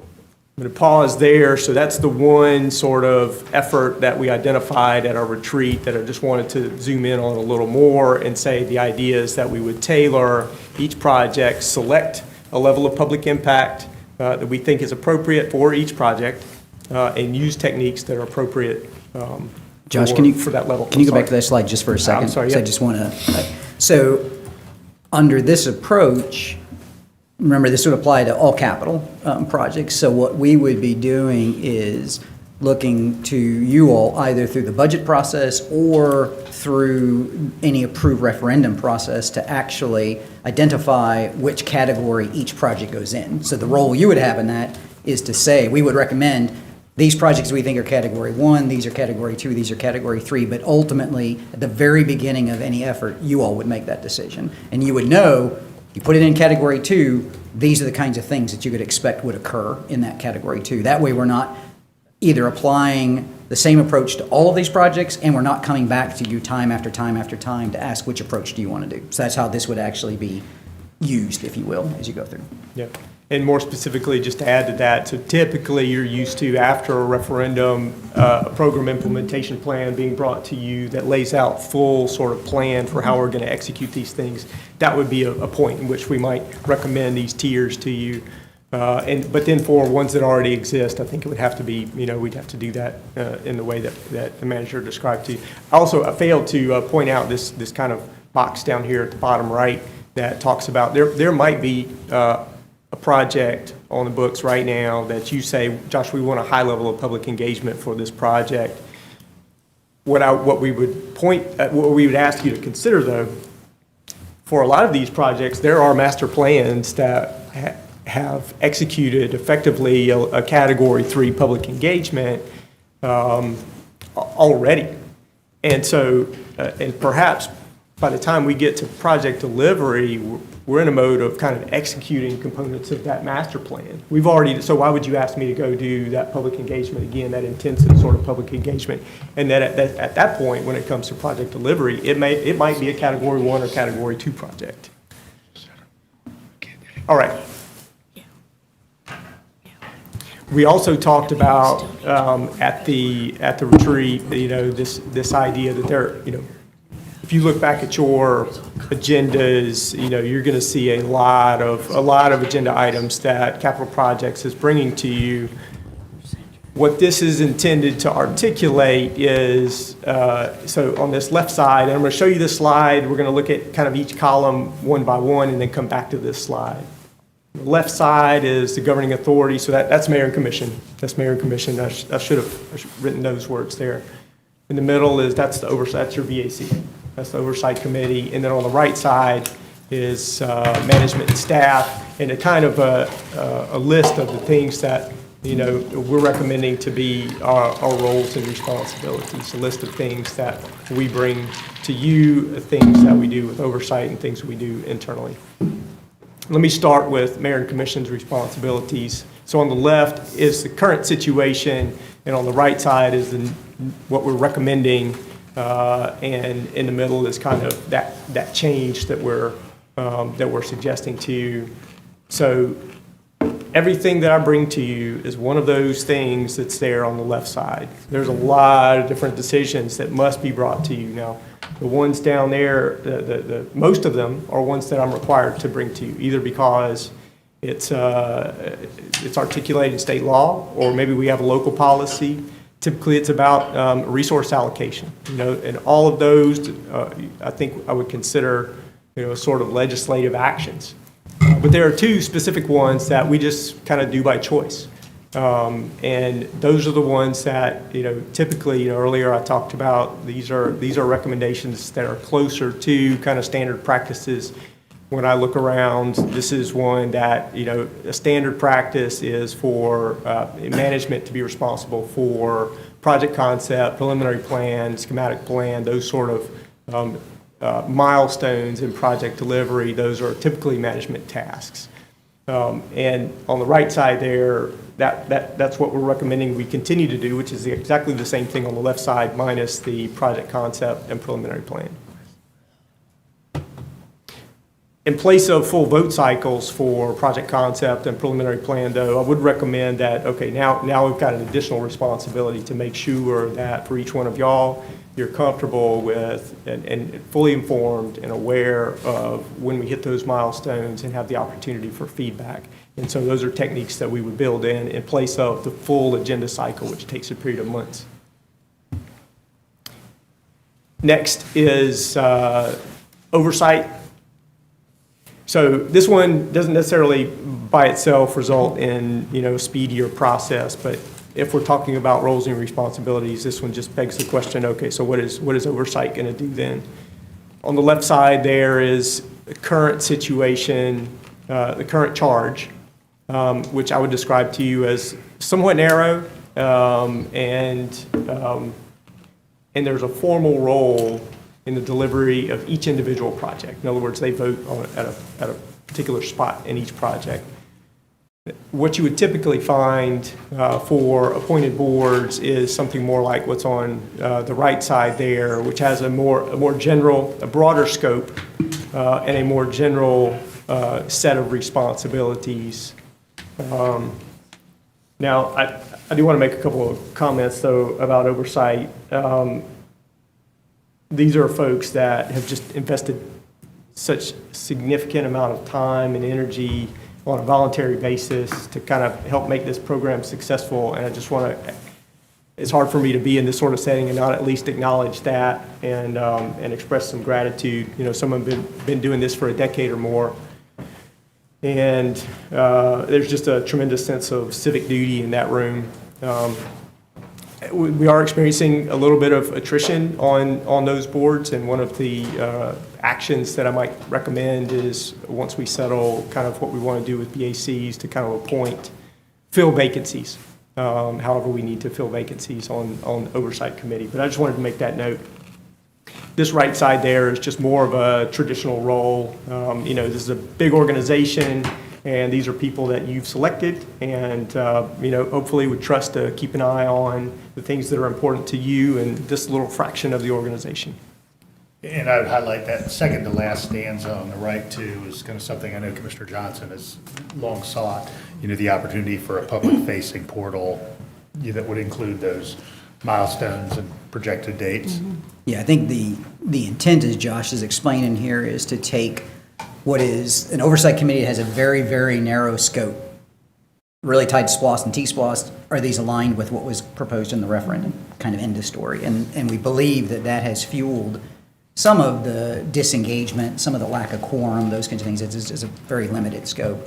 So what we're actually doing is saying, in this instance, you got to do that piece, expand it to more than just T-SPLOST and SPLOST projects, but also use them as an oversight to, are those public engagement activities occurring in the way in which you had identified by category, and also is the project moving along at a pace that would be anticipated. So you're actually adding responsibilities to the oversight committee, and through that we think one will get better oversight in effect, but also better engagement. That will make it more likely that they will remain engaged through the rest of the process.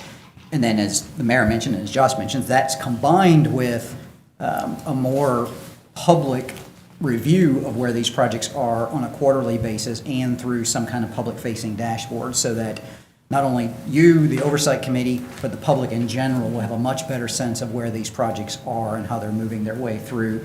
So even though that can all be done faster than the process that we have now, we actually believe it will yield more information about the projects and how they're progressing than what we're doing currently. Thank you.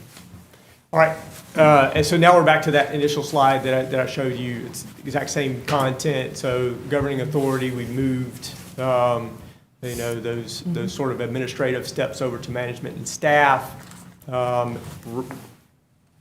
Do notice, though, that still leaves a long list of things that would still come to the mayor and commission through a full vote cycle.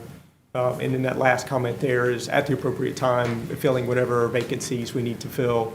An adapted sort of role of the oversight committee, and then an expanded sort of role of management and staff there as well.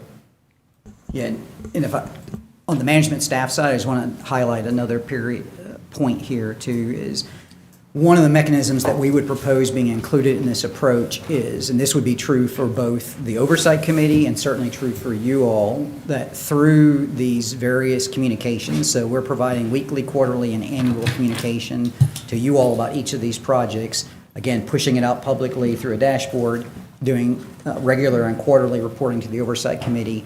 At any point in that process, and we haven't yet developed what this would look like, how you would actually do this, we want to set up a mechanism so that if either the oversight committee or you all felt like, hey, this is just not hitting the mark, it's not living up to the engagement piece, or the engagement has resulted in some sort of controversy around whatever it might be, or it's not moving at the pace, there would be the ability, for lack of a better description, to pull that up to the commission. So even though there's no longer intended to be this process where you approve concept, preliminary, final, and then contract, all along the way at any one of those checkpoints we would pause, and there would be the ability to pull that up because something has kind of moved. So I want to make that clear that you're in effect empowering the oversight committee and staff a bit differently than what has historically been the case, but you're still retaining the ability to say, stop, we need to have this come up to us. We'll call that the truck is in the ditch mechanism. That would be how I would describe it, yes. Thank you.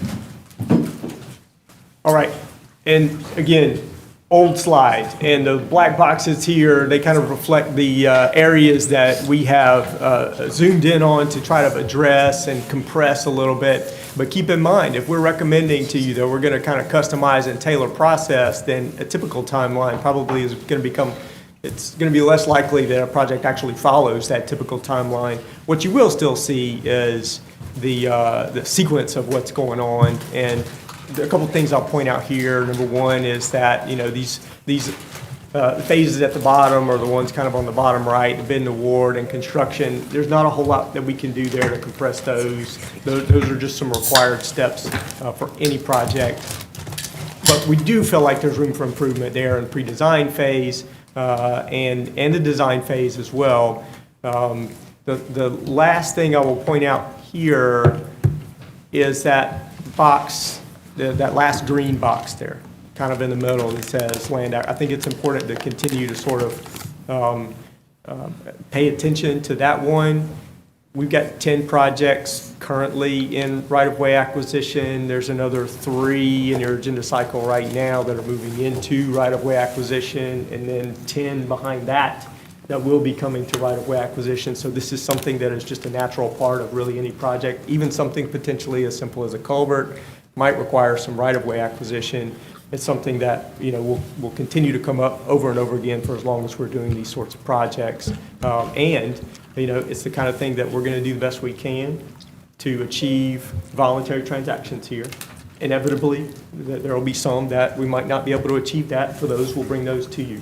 That's the process right now. We're not really recommending anything at this point on that note, but it is important to point out, really, no matter what we do on the other processes, that one right there could affect the overall time that it takes to deliver a project.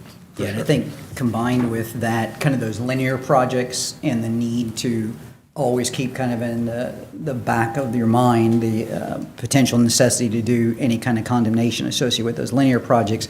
As you recall, we talked about those projects that are not that are likely to end up in a building, and we know that. We know somewhere out there is a need for a new fire station in a particular location.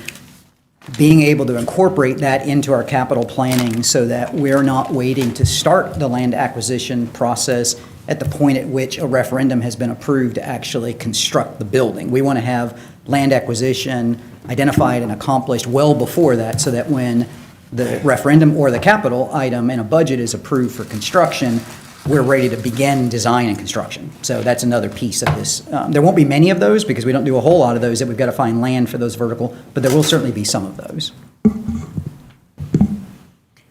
Okay, and now shifting gears just a little bit, so this one here is one that we just considered kind of low-hanging fruit that probably is going to make a noticeable impact, but it probably is an impact that you would like to see, and that is, you know, historically, this required the ordinance for the Athens Cultural Affairs Commission requires that we bring art type and style back to you for a full vote from the mayor and commission.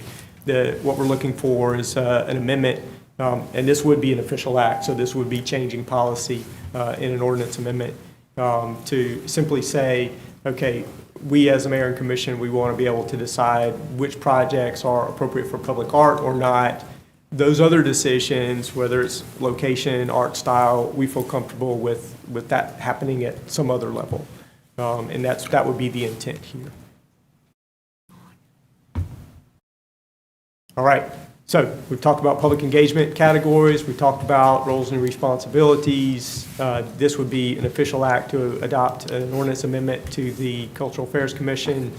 And then fourth, at some point, at an appropriate time, filling whatever vacancies there are on oversight. And I'll stop. Yes, Yeah, and I would just say, so just to kind of wrap back up where we believe we are and then open up for discussion and questions, is that, you know, we believe by appropriately segmenting the community engagement to the type of project will allow the bulk of the projects to move through, not with less community engagement. Matter of fact, in some cases, I think even more, it'll just move faster. That way, the ones that actually have a bit of a slower community engagement process are indeed the more complex projects that require that. So that's one piece of that. You all would make that determination at the beginning of any one of those projects. The other piece of it is by shifting more of the oversight of individual projects to oversight committee and to staff, while retaining the ability to pull up any one of those projects based on more frequent and more comprehensive updates to you and the public, would allow those individual projects to move faster from concept to design. And then, as Josh has pointed out, there are a number of activities that only you can do. Only you can approve contracts, only you can do certain things, only you can actually accept property, those kinds of things. Those would all still be in place with it. And again, we believe that we can significantly reduce the amount of time it takes to move projects from beginning to end, while actually, we think, increasing the effectiveness of that community engagement. The best example I can give you is a user group consisting of 4 or 5 hand-picked folks who are digging deep into a project is not necessarily, it's certainly slowing the process and not necessarily delivering full comprehensive kind of engagement with the community. We think there are ways in which you can do that less formally, but with more individuals and more groups, and therefore get more of a response out of it. I mean, the example we used is recently we've had a couple projects that have gone through all that user group work for months and months and months, only to arrive at a collection of projects that then the commission has said, I don't think that really reflects what the community wants. Let's now go out and have an open house and actually find out what the community wants. So what we've got right now just isn't yielding that benefit. So we believe each of those steps will move us toward that faster. And again, remember, keep in mind, this is just one of several components of capital, but a pretty significant component. And then the last thing I would say is we would fully expect that as we implement this, and the first time we could implement this would actually be with the upcoming budget, because we would, again, attach this not just to T-SPLOS and SPLOS projects, but all capital projects. I would expect we'll continue to adapt this process as we go along, as we learn things that we think, yeah, that didn't work out quite as much as we expected, or we want to make those other changes. I would not view this as some kind of fixed in stone. We want it to be productive, and it needs to be effective in what we're trying to do as well. So that's what we've got right now. And the plan would be to, again, to come back in December with, not come back, but actually provide you all with, for lack of a better term, kind of almost a project manual, which would describe all of this in much more detail, so you could see a project from beginning to end and how it would work. And that'll be attached to the agenda report. Yeah, and we may even do it something even separate from that as well. And then, of course, details would be attached to the agenda report for that vote. Really, the only vote you would be doing is on the one item, which is dealing with the ordinance amendment tied to the cultural committees. Questions? Allison? Yeah, I appreciate that information. I hope I have all my questions since I had to wait. So they might be a little confusing. Can we go back to the charting where you had the categories? That might help me with, yeah. So I like the direction that this is going for sure, and I kind of feel like category 2 is sort of field testing with the group, the concept, and getting a little more feedback, and I like that. And the appropriateness of the examples that you've given too. And also, you had said that there would be quarterly reports. Do you see our notification system that we have where you get a text or however you want to be notified? Like if I'm interested in one of these categories and I want to follow it as a citizen, community member, would I be able to pick notifications from the website, and then when those quarterly reports are posted, it would say the quarterly report is posted? Potentially, we could set something like that up. Because I think that it's underutilized as notifications, but it's effective, especially when it's the traffic issues that we have, or I forget the different ones I sign up for. This could be part of that checklist. Yeah, so you would sign up for it. I could see where it would be effective. Some people who are all about the airport or live really close to it would really want to be more involved than another type. So it would be a menu. I guess it would be allow people to get a notification, and then they would see that, because I get the dashboard, and again, this is just trying to get that outreach. Like I said at the retreat, what does that look like? And I think that's the key. I think we would not want to rely on just one or two tools. Yeah. We would use all of the tools we have Yeah. available to get that information. If there's a quarterly report created, we want to get that in your hands, so you can include that in your newsletters, or you can include that in your meetings. We want to get it in that kind of notification system. We want to put it up on the website. We want to get, whatever way we can do Yeah. to get that information out there for you all as well as for the public. That's going to be important. Yeah, and I think because of the different learning styles, some people are dashboard type, some people are like, oh, notify me. And that, again, then helps me for that newsletter inclusion. And that, again, is, what I like about this is it's helping us get educated dialogue out there versus rumors. I saw somebody surveying an area in the neighborhood. You want them to have an idea of what's happening, sort of thing. Wait a minute, my notes are going into rank and order from the other one, discussion. And then I do also appreciate your specifically saying to avoid the redundant public input, utilize what was already had that. And because these are taking so long, we're having to re-educate back from those decision points, not to ignore what could be fine-tuned or making it appropriate for where we are right now. Yeah. I think this process allows those adjustments in a good way. The best example we could probably give to that is imagine going through a years-long master planning process for a park. So you're going to have a new park, you go through a process that's very heavily engaged with the community, meetings, steering committees, open houses, all that kind of stuff. You arrive at, this is what really should be in that park. And then you go out for capital funding or SPLOST funding to actually put those things into motion.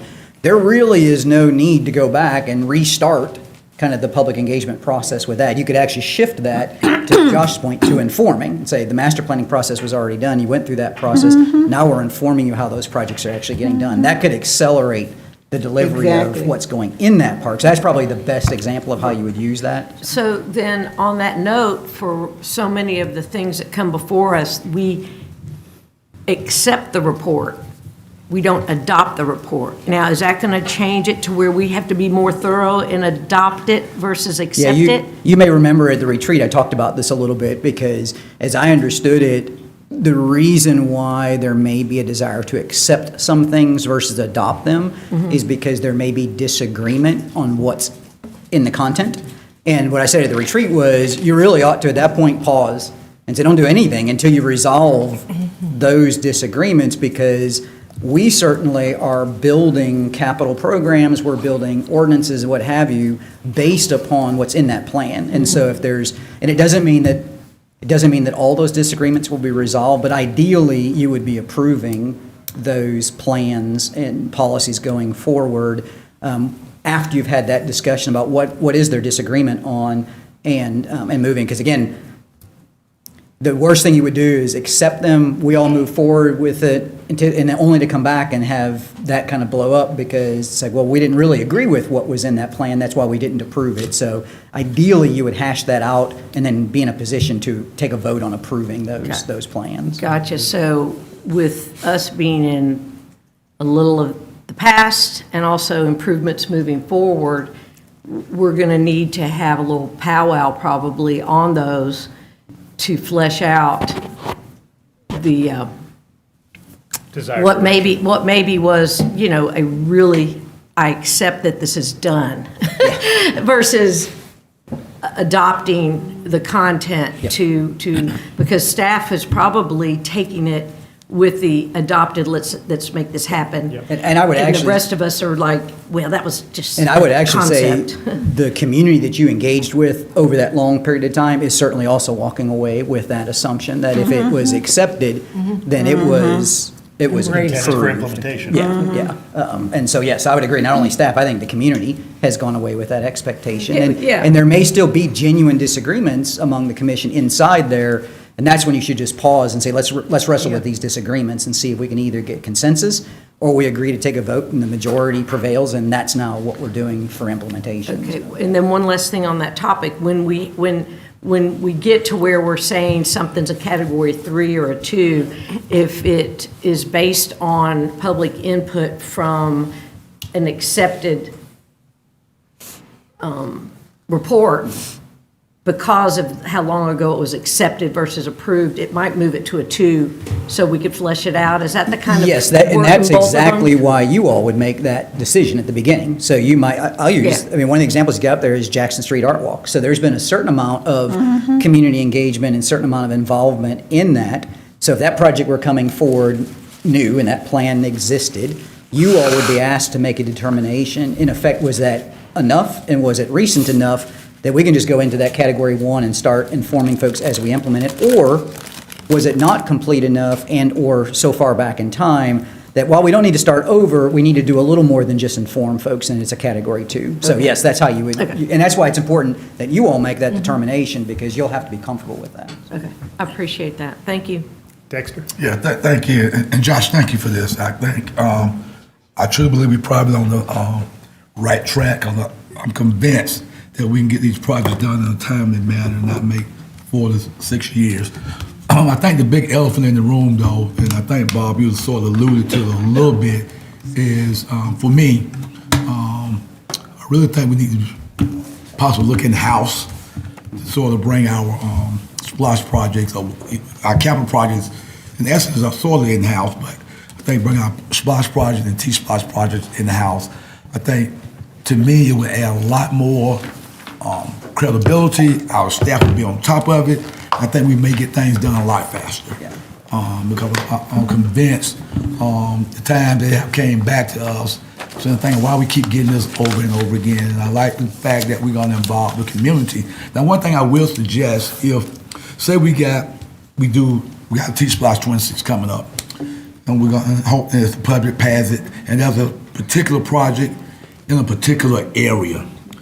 I know we may have an oversight committee, but would it make sense from those constituents from that particular area to maybe be that oversight committee, since it's going to really affect their district and their area? Yeah. Instead of just having an overall. It will probably depend, I think it's both. So I think the oversight committee is there for a specific purpose, and they're looking at the totality of all the capital projects.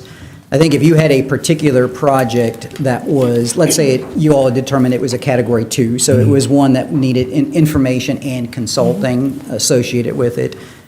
Inside that consulting will be unique and specific to that immediate area. So that's where you engage stakeholders that might be adjacent property owners. There might be users of the facility. So I don't know, let's say it was a bike lane, and so you needed folks that were from the bicycling community in addition to those that resided in the area. And it would also include you as the district representative for that area also. Right. So I think it's both of those. And you would make that determination kind of as you go through those projects as you identify. So yes, I think it's both of those with it. And the other thing I would say regarding your first point with the staffing piece, so when I mentioned so that'll be part of this process. Part of this process is to move more of the project management into in-house resources. You all know, because I've shared this before with you, I think in the entire organization, we currently have 3 engineers. And you don't necessarily have to be an engineer, but you definitely have to be a project manager for this. So what I think you'll see is us trying through budget proposals to increase our internal capacity first, and then start to kind of wean off of the project management piece of it.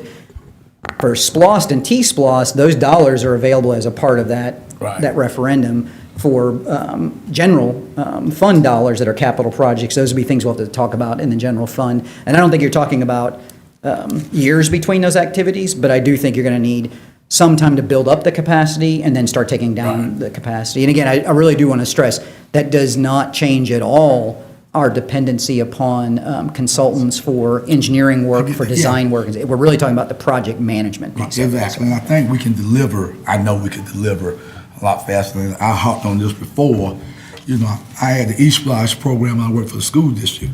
We had 3 people and we got stuff done. I mean, we designed it and we built it, and we went forward. Now, some of my colleagues said, well, schools are different. Well, I tend to say they're not different, because you got to design it, you got to build it, you got to make sure everybody's on the same page, and you go do the work. So, Other questions?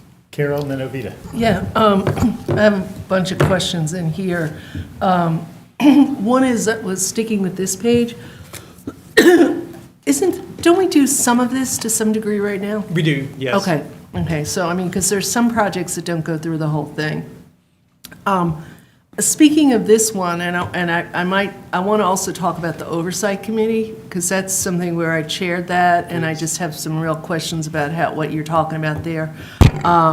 Is that in this, let's take a sidewalk project.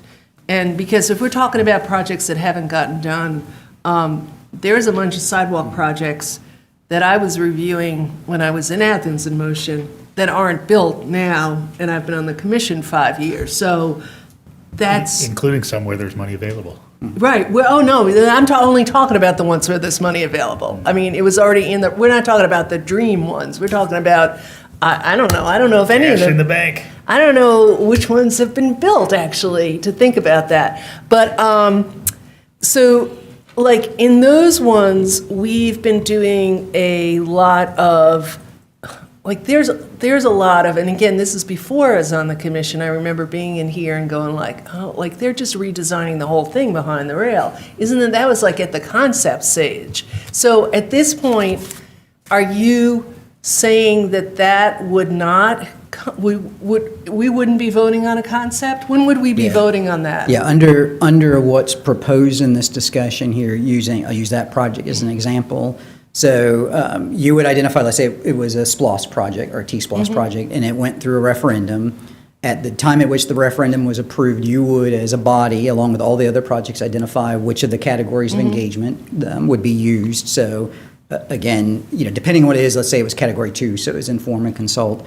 And that would effectively be the only time you would actually touch that project until one of two things happen. One, it's ready for the construction dollars, so the approval of the contract to build it, and or because of any of the updates along the way, you decided something required mayor and commission consideration, and you would elevate those up. So on that one, for example, Riverbend Parkway, or whatever it's called over there, there were all these discussions about, like, is it on this side of the road? Is it on that side? Is it going to go to this version? Is it going to be a path? And there are all these things. That would be taken out of the hand? That would be... Who would be making that decision? It would be, depending on let's assume the referendum language isn't clear. It just says, build sidewalks on some corridor with it. Under this approach, that would be done through conversation between the project managers, so the staff project management, with all, and again, we're using that inform and consult. So with all of the identified stakeholders, so again, think of the folks that live alongside that corridor, the folks in the neighborhood, the district representative from that neighborhood would be all a part of that conversation and that discussion. All of those conversations and questions that you just raised would still take place. They're taking place, though, with that group of individuals updating you along the way so that, to use your terms, it's not being designed on this side of the rail. It's actually being designed as a part of that public process that goes along. If through those updates, though, you, for whatever reason, you all decided this is not going in the way that it should, you or the oversight committee would be able to Well, let's say it is elevate going that. the way it should. Then There are yes. still four, who's making the decision Then on we'd which see a one? bid and award. What? Yeah, then we would see a bid and award. No, but I mean, on the design, I'm just in terms of the process, not us, but. It would be the project, it would be the project design team. With that, and they would report to us in Yes, there. yes. The other thing in terms of that, when you are like pointing things out to us for feedback, I would, if there's any way in communication, like with, your not that one, but your manager's thing, like in the body, this is very specific, but in the body of the, ask for specific input on this, and if there's none, there's there, because it gets like, even the one that, what you gave on Friday, I went back and looked at that, and I'm like, there are these attachments there that are really important. I didn't see those attachments till I opened up the one attachment that referred to the other ones. Yeah, So we would that's- definitely structure those, the updates we would provide you on capital projects would, though they may be a part of the weekly update, it would be structured in a different way so that it was quick for you to be able to determine that it's there, assess the information, and then relay any thoughts that you might have. And again, even for you all, that would still only be one way we would get that information out, because it's also going to be out through a variety of other resources. But yes, we would try to do it so that it's not just buried inside something. Yeah, and then, like, moving on to, this is slide 8, the oversight committee. You know, I'm not, having served on different committees and such, you know, if you don't feel like you're not, well, like on the oversight committee, people come, and I kept the thing in an hour, but people who are on there wanted to put, like, you'd be talking about a sidewalk on Mitchell Bridge. I think there was one thing for a while. There was someone there who was really concerned about where that turn lane would talk. But really, we were just voting on whether or not this is what the project, the SPLOST proposal said that we voted yes on, and whether it was still in budget, which it always was. So we just said yes. But this new oversight committee, I mean, those are kind of like, the responsibilities are, this is kind of vague here, to be fully aware of capital projects. So now, I mean, what does it mean? I mean, as a person going there, you just want me to come and listen.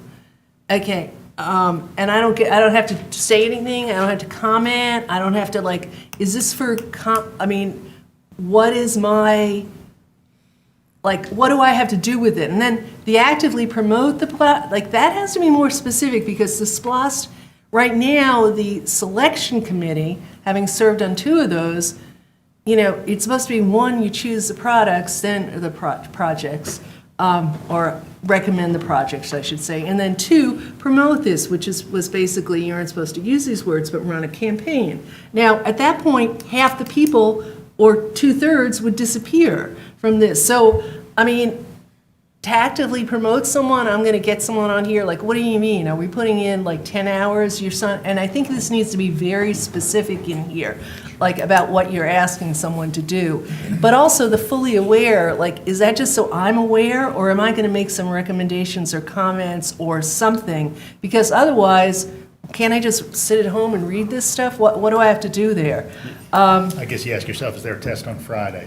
Yeah. Right. I mean, with, you know, you have to vote here. I mean, in the audit committee, mostly we have to review those audits and things, but there is a vote before it comes before this. So I think having something where you're actually really responsible for something rather than be aware is important.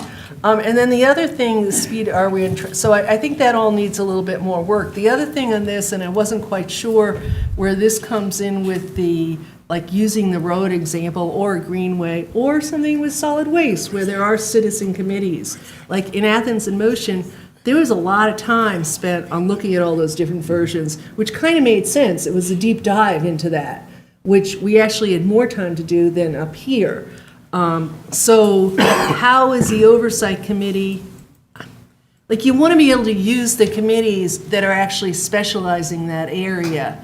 So I think that needs to somehow be incorporated in here. I mean, I don't know if there's we got solid waste, we got this, what. Those would actually be incorporated in this step. So if you have, and I think it's a great example, Athens in Motion is a great example, that one of those stakeholder groups that would be directly consulted, if it was Category 2, or directly involved if it was Category 3, would be that group if you all had deemed, you know, it's a greenway project, it's a bike project. Yeah. And that would be true if it was a capital project that had something to do with solid waste. There are, to your point, there are established boards and commissions or other less formal groups that are out there that have to be identified as a part of this process and included in that process. And then number 5, and so what is the difference between, and I think maybe that's it, like, what's the difference between the oversight committee being fully aware and the Greenway Commission being, like, so I guess just clarifying the roles and not being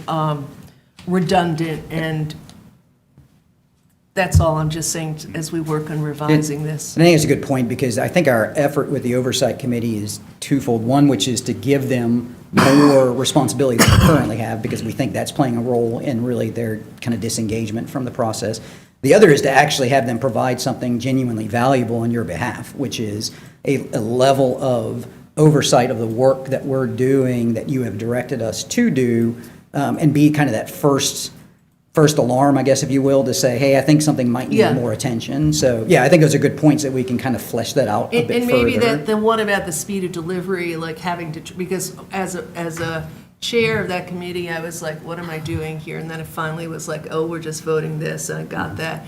But it also gave staff an opportunity to go through the projects one time, so I thought that was good practice, and it gave me like continuing education for myself, right?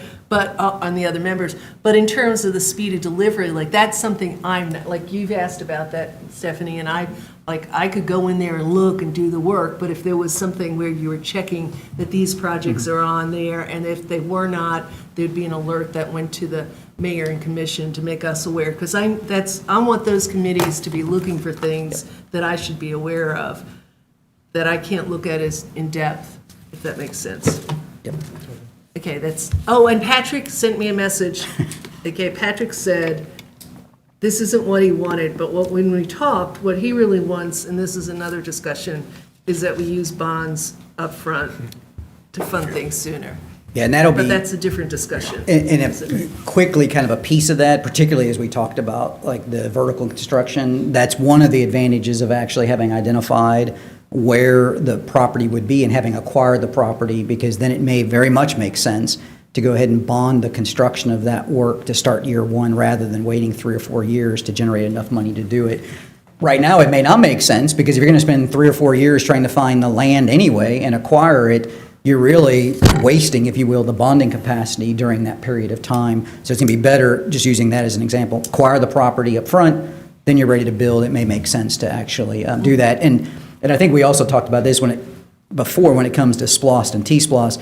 It also may be looking at how many projects do we actually try to do within a particular SPLOST or T-SPLOST initiative, because the more projects we do, inevitably, the more of those we either have to push later in the program, or we may take on bonds so early on that we actually have so many projects we can't actually implement it within the time frame. So that's another piece we'll have to kind of figure out as we walk through those. But.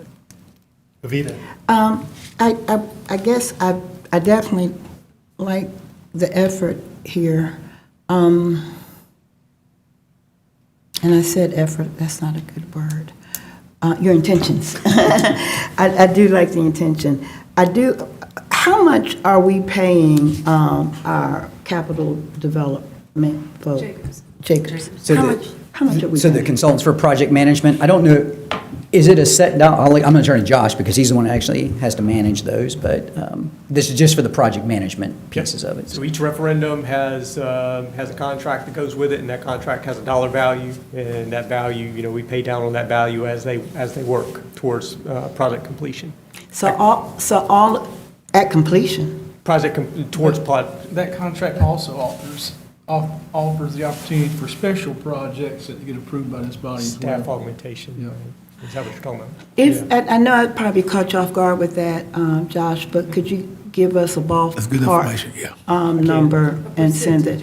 And if you need to just sort of go back and say, look at the SPLOST 2019 package and project out. Yeah. I mean, Yeah, and I think it's a just good- good information. And I think Easy what- enough, I've just pulled all that for the operational analysis as well. Yeah, and I think what Commissioner Johnson just said too, I don't want to lose that. I think it would be good to have it both from a percentage of project example, so how much on each of those SPLOST, T-SPLOST, and also if we can translate that in, and I know we can, because a contract will have an hourly cost as well, so that way you'll have both. You could say, it's $300 an hour for these services, and that is, 8% of a particular project. And that way you could get kind of a perspective of both. I mean, we feel pretty confident that at the point at which we had the full capacity, we would be able, just by virtue of the fact that we don't make a profit, we don't do some other things, that our dollar costs and our percentage costs would be lower for in-house. But again,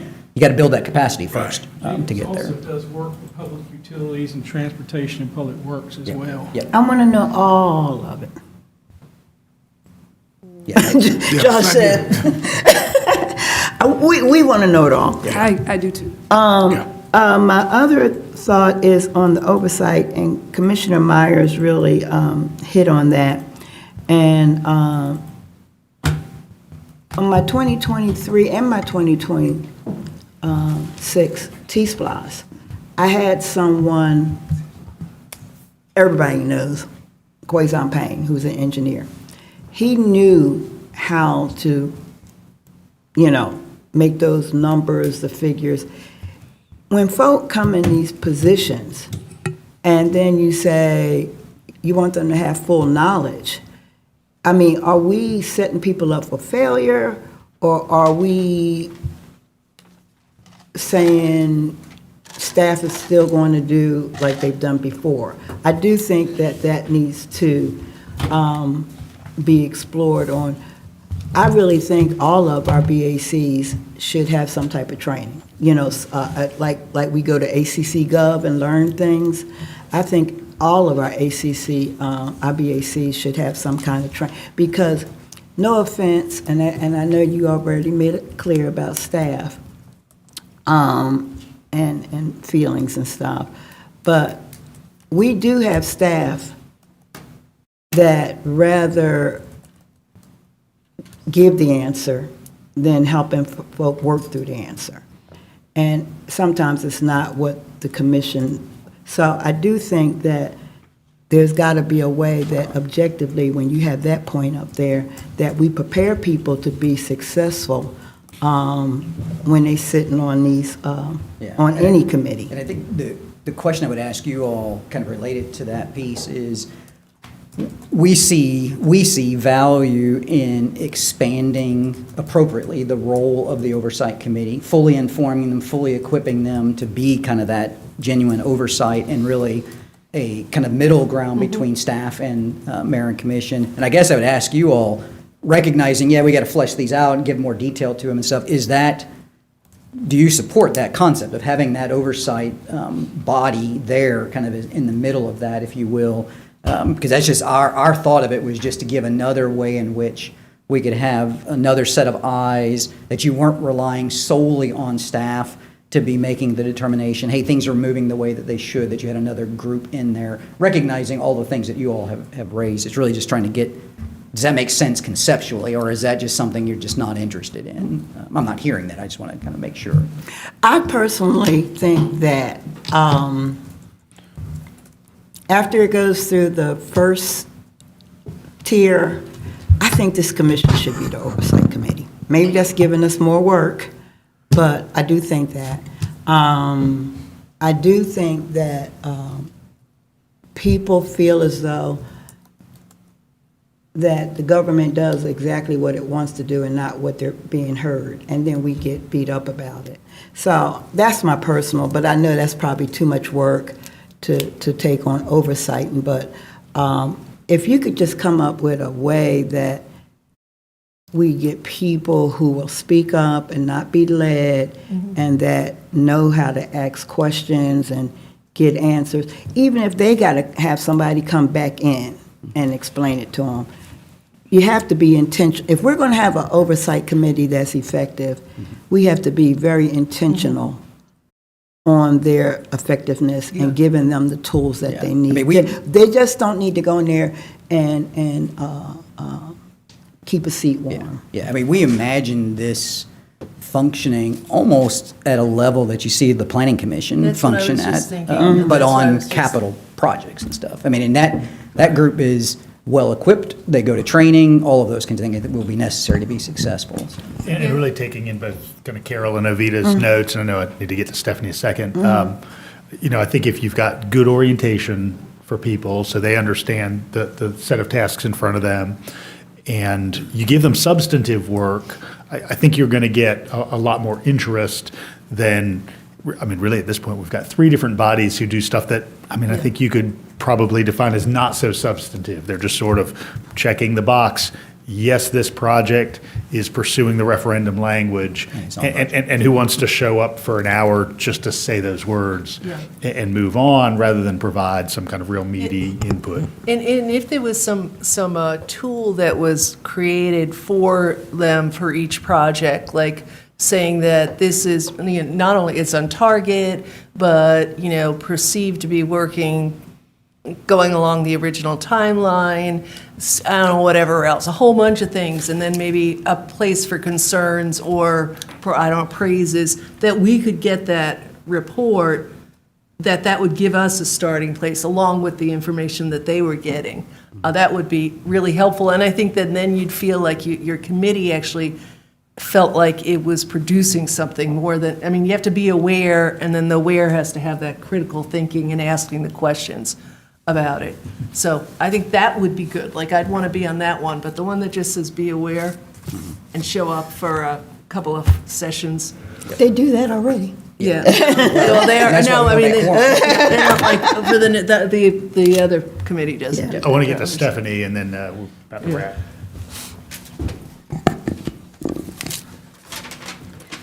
I also have several questions, and it may sound like I'm jumping all over the place because I was jotting down notes when everyone was speaking, but I'll start with the first thing the manager shared. When you spoke about what the goal is for today, I would like to add, like post-project, you said one of the things is maintenance and operations, like providing updates to that. I would like to add advertising. You know, like we talked about, I wasn't a member of the commission years ago, but I heard the former commissions speak about when SPLOST projects are completed to put some signage up, just so people know that's what they voted on, it's done, it's complete, that's what it is, and it's a check mark, but it's also something to be, proud of also. Yeah, I'd love to see, an example, an annual report, if you will, of all of the capital projects that have been accomplished, along with some kind of other identification of what those are. Sure. I also would like to know more about, and I'm sure you've not thought this out, but maybe a timeline for changing over the staff, so to speak, bringing in those engineers and other project management professionals in-house, and how that works with new programs starting if, for example, T-SPLOST 2026 is approved, instead of the consulting company starting that program. Would that be something that maybe that would be where whoever I don't know if anyone would be hired by then, but I would like to know, if you don't have the answer today, that's totally fine, but a timeline for making that happen. I do remember a meeting from 2019 where Commissioner Hamby, I was watching the meeting, asked about that specifically, and it was, the response was, well, I'm going to put it in plain English, it's not verbatim, but basically we are underwater. Our consulting company is underway with the current projects. It would be, hypercritical to stop right now and hire someone new. We can't do that. But what happened is subsequently they went on and signed another contract. And so instead of that, is how are we going to accomplish that goal, which I hear many of us speak is a goal, and you've thought about it, but I don't need the answer today for that. And we owe you that when we make the budget pitch. I mean, I think it would be inappropriate for us to ask for budget allocation without giving you exactly that timeline. So yes, that has to be a part of it. Okay, thank you. Okay, so open house sessions, I think, Josh, you mentioned that on one of the earlier slides, and I want to make a comment about those. People like, and I want to know how to do that better, if that's our route for engaging, our departments or our programs with the public. The way it is currently designed is not effective nor efficient. Did I use your words? Because what I've been told is the individuals there don't have any data, don't have anything to pull from.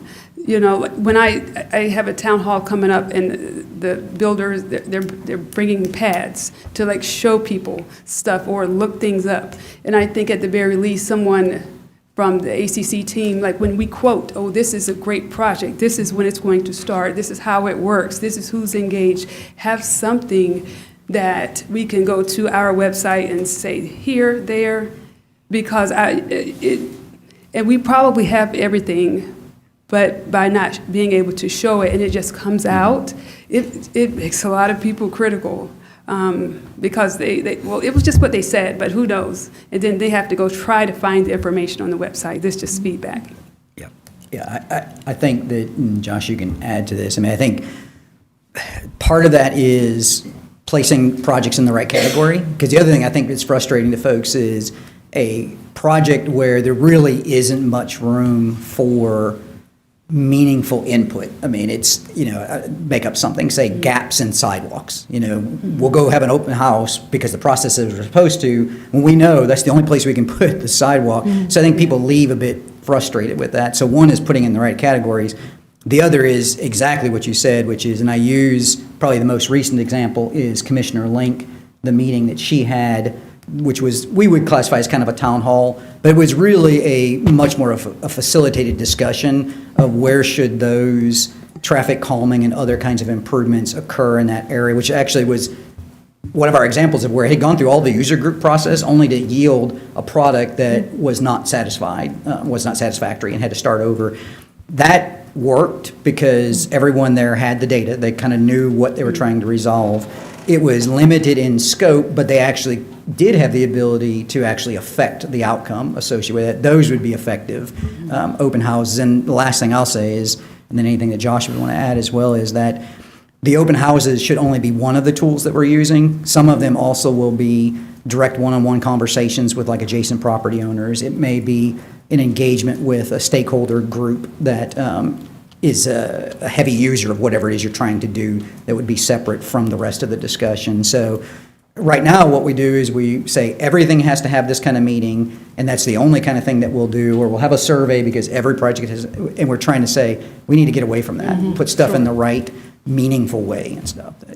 I appreciate that. Yeah, those were my two comments as well. Every technique for public engagement will have advantages and disadvantages. So there's no one that will fulfill our requirement for public engagement. It would take a variety. The example that was used is an example where it worked well. That was a neighborhood that was willing to participate in that way, and that was one of the things that might happen at an open house style. Something that I see as a potential advantage of one of those is that you can actually form a personal connection with the folks that are executing these things and look them in the eye and shake their hands and know their name. Right. And there's a lot to that.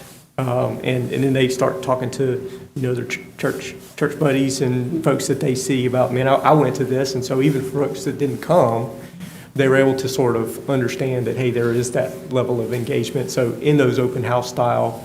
Maybe it's drop in, maybe it's, depending, but you can have that personal connection. That's a potential advantage of that style. It can be done well. It can be done in a way that doesn't achieve that too, though. So, you're right, we do have to be careful, and it wouldn't work necessarily in every neighborhood either. Well, I think there's a place for it. I just think what I've heard, especially from the big projects that we voted on, where it was right down the middle and people came to speak out, those projects, like they were scheduled, late last minute. For one, I heard that from people from all over, I go to two churches and from members from both churches.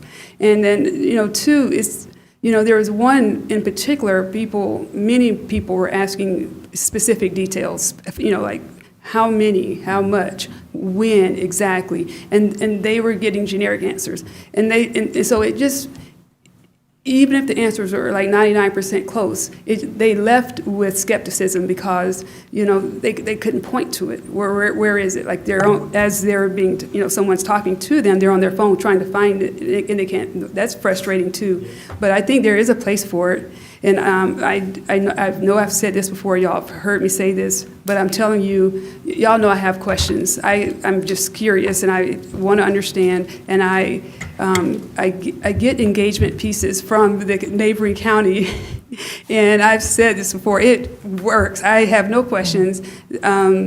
And it's the 5.5 by 7 like card, back and front, color coded, and I know that's an expenditure item. I get it, but for those big, big things that are like maybe district wide, like will affect the district or will affect our community, I think it's worth it like 3 or 4 times a year. Because I literally start writing on my schedule about the meeting and then turn it over, and the rest of the questions I have in my head they're answered, and they have a map and a follow-up and a phone number and an email, and they have a page already designed to go and look. And The one thing I like about that neighboring community, they send it out 6 to 9 to 14 months in advance. Like we do know our capital project list that was approved in November 2019. We know what the program, the SPLOST 2020 program is, so we know the projects. But we can't tell people when they're going to start. The neighboring county can. If it's within 4 miles of my house, they'll say it's about to get started, and I'll get that note card. And that, it takes the whole complaint part of everything sitting in traffic away, because you're like, oh, I did get that note card. Yeah. So that's helpful. And if it's done well, it actually, to your point, it helps someone avoid having to go to another meeting. They can get the questions answered, or they know who to ask the questions of. So, yeah. Yep, that's right. I was Okay. thinking about that as I was putting together these techniques, that especially if the task is to inform, that those can be really effective. There's a high likelihood that those postcards, that those mailers will hit eyes. And if there's clear, contact information on there and we never hear anything, then that might be an indicator that, hey, we're on the right track. Yep. If you Okay, get let's the last see. word, then we're going to wrap. Okay, wait, Oh, you had a couple more. I'm sorry. These are really quick. So I am just curious about the process. What we're proposing and asking of us is really administratively, heavy and intensive. I hear and I see. And I'm curious, I'm always talking about the way we do it, design, bid, build versus the CMR process.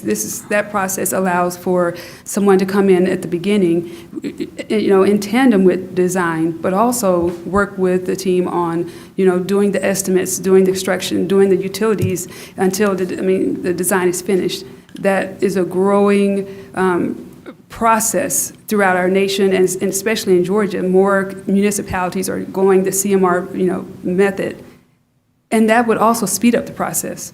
I don't necessarily want to see, out of 39 items, we have 20, SPLOST projects to approve for change orders, but having that CMR process allows for reduced change orders, because you have someone that's keeping up with those timelines and those, or inventory, issues, things like that. Why aren't we talking about that conversation versus administratively overloading staff? That's what this looks like. Sure. A lot of work for staff for it not to come in front of us.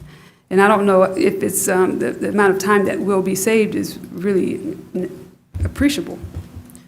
So on your first note about whether we, what project delivery model we use, TM at risk is something that we evaluate on projects where it might be applicable, and it might help us go faster. In some cases, it might not. It depends on the circumstances of the project, but it is something we've evaluated and something that we've used from time to time on projects. So quite right on that note. And then the note about an investment of time, whether it's a management decision or a full agenda cycle, our assessment is that it won't be zero time for management decision. Obviously, there would be some investment of time there, but we feel like really two components. One is, if we do a better job in that pre-design period and with public engagement and with informing you all, then that step really becomes an administrative task that you might not even notice, because we're informing you well, we're engaging with the public well, and these projects are just rolling along. And so in that case, then it might not take a lot of time to move on with concept when we're there, move on with preliminary plan. And the alternative is, there is a lot of it, at least calendar time invested in full agenda cycles, bringing to you, asking you to make a full vote, and honestly make a law on a project concept or preliminary plan. I personally have felt a little uncomfortable with that, but it does take a lot of time, calendar time. In terms of staff labor, there's certainly still some labor on the other side. We still have to produce the same things. Yeah, okay. All the information that's in there, but there's some calendar time in there that we feel like we can do better with if we do better prep. And I would definitely say that consideration of the project delivery from a construction standpoint definitely is something we should look at those bigger projects, just like we should also be looking at, is it best to do pay-go or some kind of debt funding and financing? So, yeah, I don't think this in any way removes that as an option, and we probably need to be clearer about that as we produce kind of the final version of this. So, yeah. Okay, last point, and I'm not going to restate. anything, I'm just going to say I agree with all the comments that Commissioner Myers made about the oversight. I will add one thing. I do have a concern about the BACs that we have. We do have some that members don't come, and we have some that members don't understand, like to Commissioner Thornton's point, exactly what the charge is. And then we have some that provided feedback. I mean, they'll continue to go. Like, do you want me to go? Because basically they tell us what to say. And so I think, and this certainly is not a trend, but it may be some BACs, a few, but it's, there's some disenchantment there. But the other things, about serving on a BAC and what their role is, I do also agree about its vagueness. It's vagueness. Vagueness. Vagueness. Yeah. We should be clearer about what we are asking. Good feedback. All right, I got 3 things, and I'll be quick. One, with this possibly new process, we are going to clean up the old projects that are way, way behind. No? Possibly there's elements of that. One of the things we've got to do is go, once we know what the process is, go back and look at if any of our existing, and they're really talking about T-SPLOS and SPLOS funded projects, if any of our existing projects would benefit from what we've got in here, we would certainly apply those. Definitely with new capital projects that are funded through the general fund coming through the budget, we would begin applying that piece of it. So a little bit of both of those. We haven't done that yet, so we don't know how many of any of those older projects would still benefit from. Many of them have already gone through kind of their community engagement and those kind of things. They're just in line waiting for construction, but those that aren't certainly can. Can Josh, could you send us a list of anything, 5 years back? Sure. What's out there 5 years back? I appreciate that. The other, my other question, one of my communities, they applied for the neighborhood notification. Kelly, help me. Neighborhood Notification Initiative. It had to come back before us to vote on that. Why?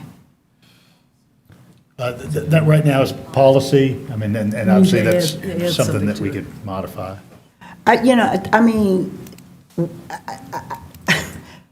That's something that I don't think. You're seeking to just make that an administrative procedure. That should be an administrator. It should not have to come back before us to. Yeah, it probably falls into some of the same categories we're talking about here, which is where you've established policy, you've established standards, and it's right to step back and ask the question, why then do we need to touch that again? If that really slows. Now, there may be a reason, but, but yes, we can definitely look at that. Okay, and my last point, and I want to piggyback on Commissioner Johnson, and I think a good idea, a good example was the brunch. The brunch was very successful. Bob was a star. He was a rock star. The dispute, the conversation that I had with one of the guests, it was just almost like that. But she was talking more about elderly people, and how do we, the newspapers don't work no more. And I do like this card idea. We even talked about the neighborhood notification that day. And I think someone mentioned about some information comes in our water bill. I said that like I don't pay my water bill, because I would know that, right?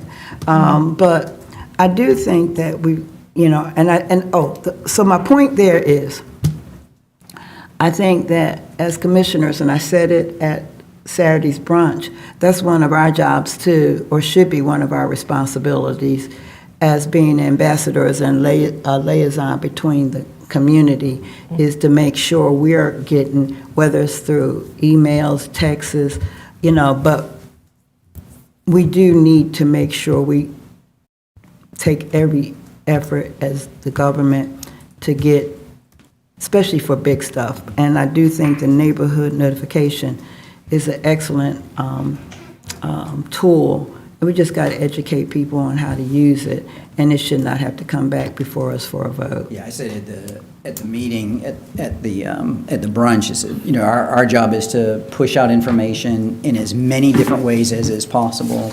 And one of those key ways is to make sure you all have what you need so that you can push out in your channels what is needed to get out there, because often you're the ones that have conversations with the folks that aren't going to get their information any other way. And I do, and I know I probably thank you every time you do your weekly updates, but I do think that is exactly the information you give us is information that we can push out. All right, everyone, thank you so much. Yeah, thank you all. Appreciate everybody being here. Got to run to the DDA. See y'all soon.